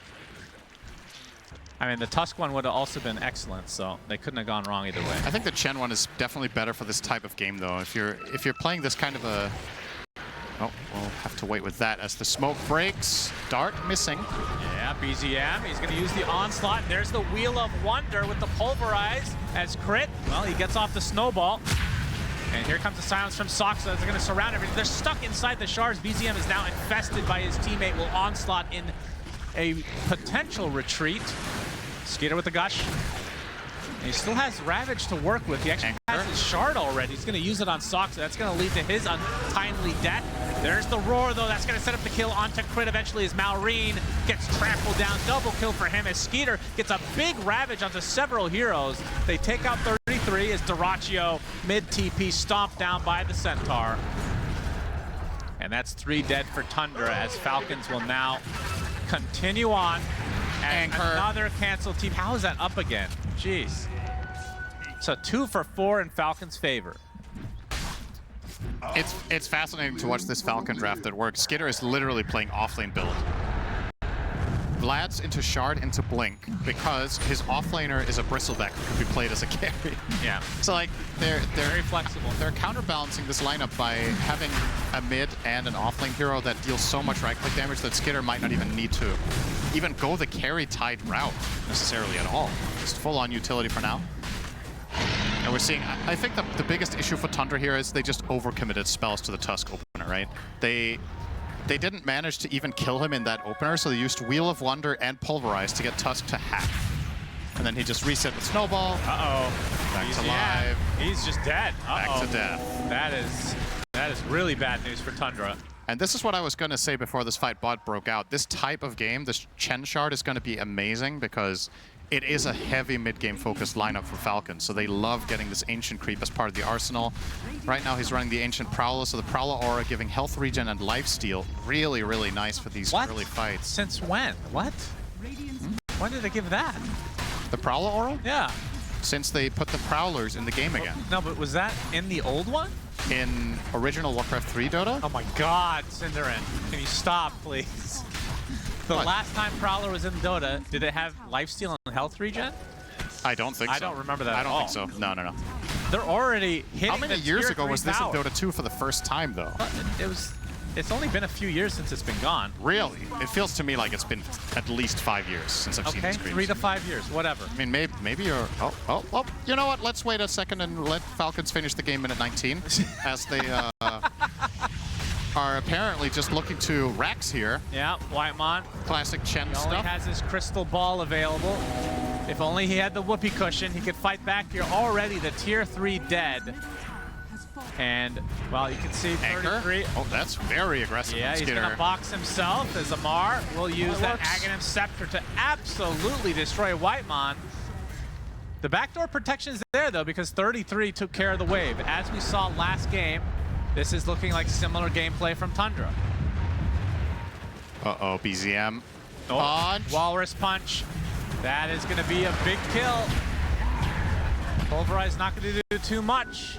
If Falcons can keep their wave with them, I think they just Rax. I actually don't... I don't know if Tundra's lineup is ready to fight at all. You have Lifesteal Radiance, which is something, but at least now it's nighttime, so Soxa can offer a little bit more utility, but man, this Death Ball looks terrifying, what Falcons are proposing right now. What are these creeps doing here? Oh, the Radiant's boar. top tower is under Taking them attack. for a ride, huh? Good old... Settle for top tower for now, but obviously they can just use this top wave to then go mid. I don't think there's any stopping them now. They still have 2 minutes on the Aegis of Mar with the Glimmer. This is so stupid. Unethical gameplay, Cinderin. Yeah. Thoughts? Look, you're going to do whatever you can Of course. against Profit, Oh, but ultimately that he was will a still quick hit your blink. buildings. And Falcons in the base they go. Range racks at 21 minutes in this patch. Super, super fast. They're up 6K, which is not an insurmountable lead, but with these racks down this early, if they can get it, that is. BZM pulverizes a creep. They're all dead. Amar really wants to finish this one. He's stupid tanky with the Chen buff as well. Yeah, and he Giving has 20 armor. Still has Aegis. So this should be a Rax. As Skeeter's gonna jump in. There's the box save. Amar, they're still gonna get the kill. Lifesteal dead for 50 seconds. And the Wheel of Wonder is placed. They're gonna lose crit in the meantime, but Skeeter gets off a Ravage on basically the rest of Tundra, who are dropping like flies. That's 2 cores down. They do have buyback, but if you're gonna have to use it this early on, might as well just give up the racks and see what happens. Death timer's not that long. Oof, And that was Amar close, very Amar. deep in. Still 1 minute on the Aegis, although it might get consumed here. Indeed it does. And Skeeter a little bit too far here. What is happening? They wanted BZM so badly that Amar went in with the bristleback, but BZM barely got the blink off in time, and Skitter's just stranded as he blinked in to try to catch him as well. They do get the full lane, and they lose a Tide, which I guess is a very good trade for them, obviously, at the end of the day. But man, like, it's Losing actually, racks this early is pretty crippling. the kill on Lifestealer is actually a really bad sign here for Tundra. They box Duracho, but he just dies to Quills. Obviously, they just pierce regardless when he's using the bristleback ability. Yeah. So he came out with like 100 health and died to 1 swing. What is it you get? You get like magic resist with the box? Is that right? Yeah, you get magic resist, but nothing against physical. You get magic resist, slow resist, and you get a little bit of move speed. Yeah, okay. But the bristleback damage, obviously purely physical, so makes no difference there. And now the question is, what's Tundra going to do? Is under attack. They have a little bit of time of breathing room, if you will, before the next Roche, and it feels like Falcons might wait for that before they go high again. Now they're going to have to contend with 2 Ancients. Snaking has hit level 12. A healthy timing here. So this is probably going to be a Black Dragon and maybe also a Golem. The tankiness of these heroes will be through the roof. Prowler Aura, once again, would still be nice, though. I think the lifesteal, when you're running Bristle as well as Tide, is still very, very good. And there's the BKB for Malrine. Drum now for crit. This is just full-on timing. Pedal to the metal kind of gameplay. All the itemization, all the timings are fully... Skeeter. Oh, Skeeter. Doesn't have a Ravage. That would have been pretty nice. Does get dead in the water onto Whitemon. Surprisingly, he chose him Fox? over the Beastmaster. Where's that pie? Didn't throw it. I would have thought he would anchor the Beast there instead of Dire's bottom tower is under attack. instead of Whitemon. Anyway, Yeah, true. they get the kill, they maintain decent control, and Tundra will, similar to game 1, continue to just cut waves in the hope that they can get to their key items. Primal Beast has about half an Ags. Lifestealer has the Armlet, far away from Manta though, which he will be going again, just like last game. Has the Yasha for now. But Falcons, all right, maybe they're just going again. At least Amar is going to push the wave in all the way. Top tower is under attack. And it's daytime soon, so Soxa will lose a lot of potential. Yeah, they can try to force out that ult. I mean, it is just support, so I'm not sure how much you care at the end of the day. And you're right, it is the Black Dragon, it is the Golem as well. And now a Pipe, so this does feel They like are the timing. so strong. It's incredible how strong this Falcons lineup is right now. Pipe, Mech, Hand of God, 2 Ancient Creeps. Amar has Sanjin, Yasha, Glimmer, and Ags as front line, and they force his ult. Yeah, they onto sure Soxa. do. Soxa, can he do anything about it? BZM, Onslaught, trying to trample down these creeps. They'll get one as the roar comes out. Big Ravage to follow from Skier, and there's the Pipe. They're taking no damage, Cinderin. 2 dead already for Tundra. And they're going to lose a third now. 33 completely surrounded. Man, what a showing from Falcons in this game number 3. This just Pedal feels to the like metal. this is just a pure strategic win, and that's not to take anything away from their play, because they're playing great as well, of course, but man, their draft is just absolutely bodying Tundra. The way they adjusted this, the way they put their heroes with the Tide in the safe lane and just trusting the Bristle and Prophet to do the damage. Skitter going full utility on the Tide, just flat out offlane items. It's like it was by design that he was playing offlane this game. And in spite of that last pick Primo, we liked it, the panel liked it. It just hasn't come online.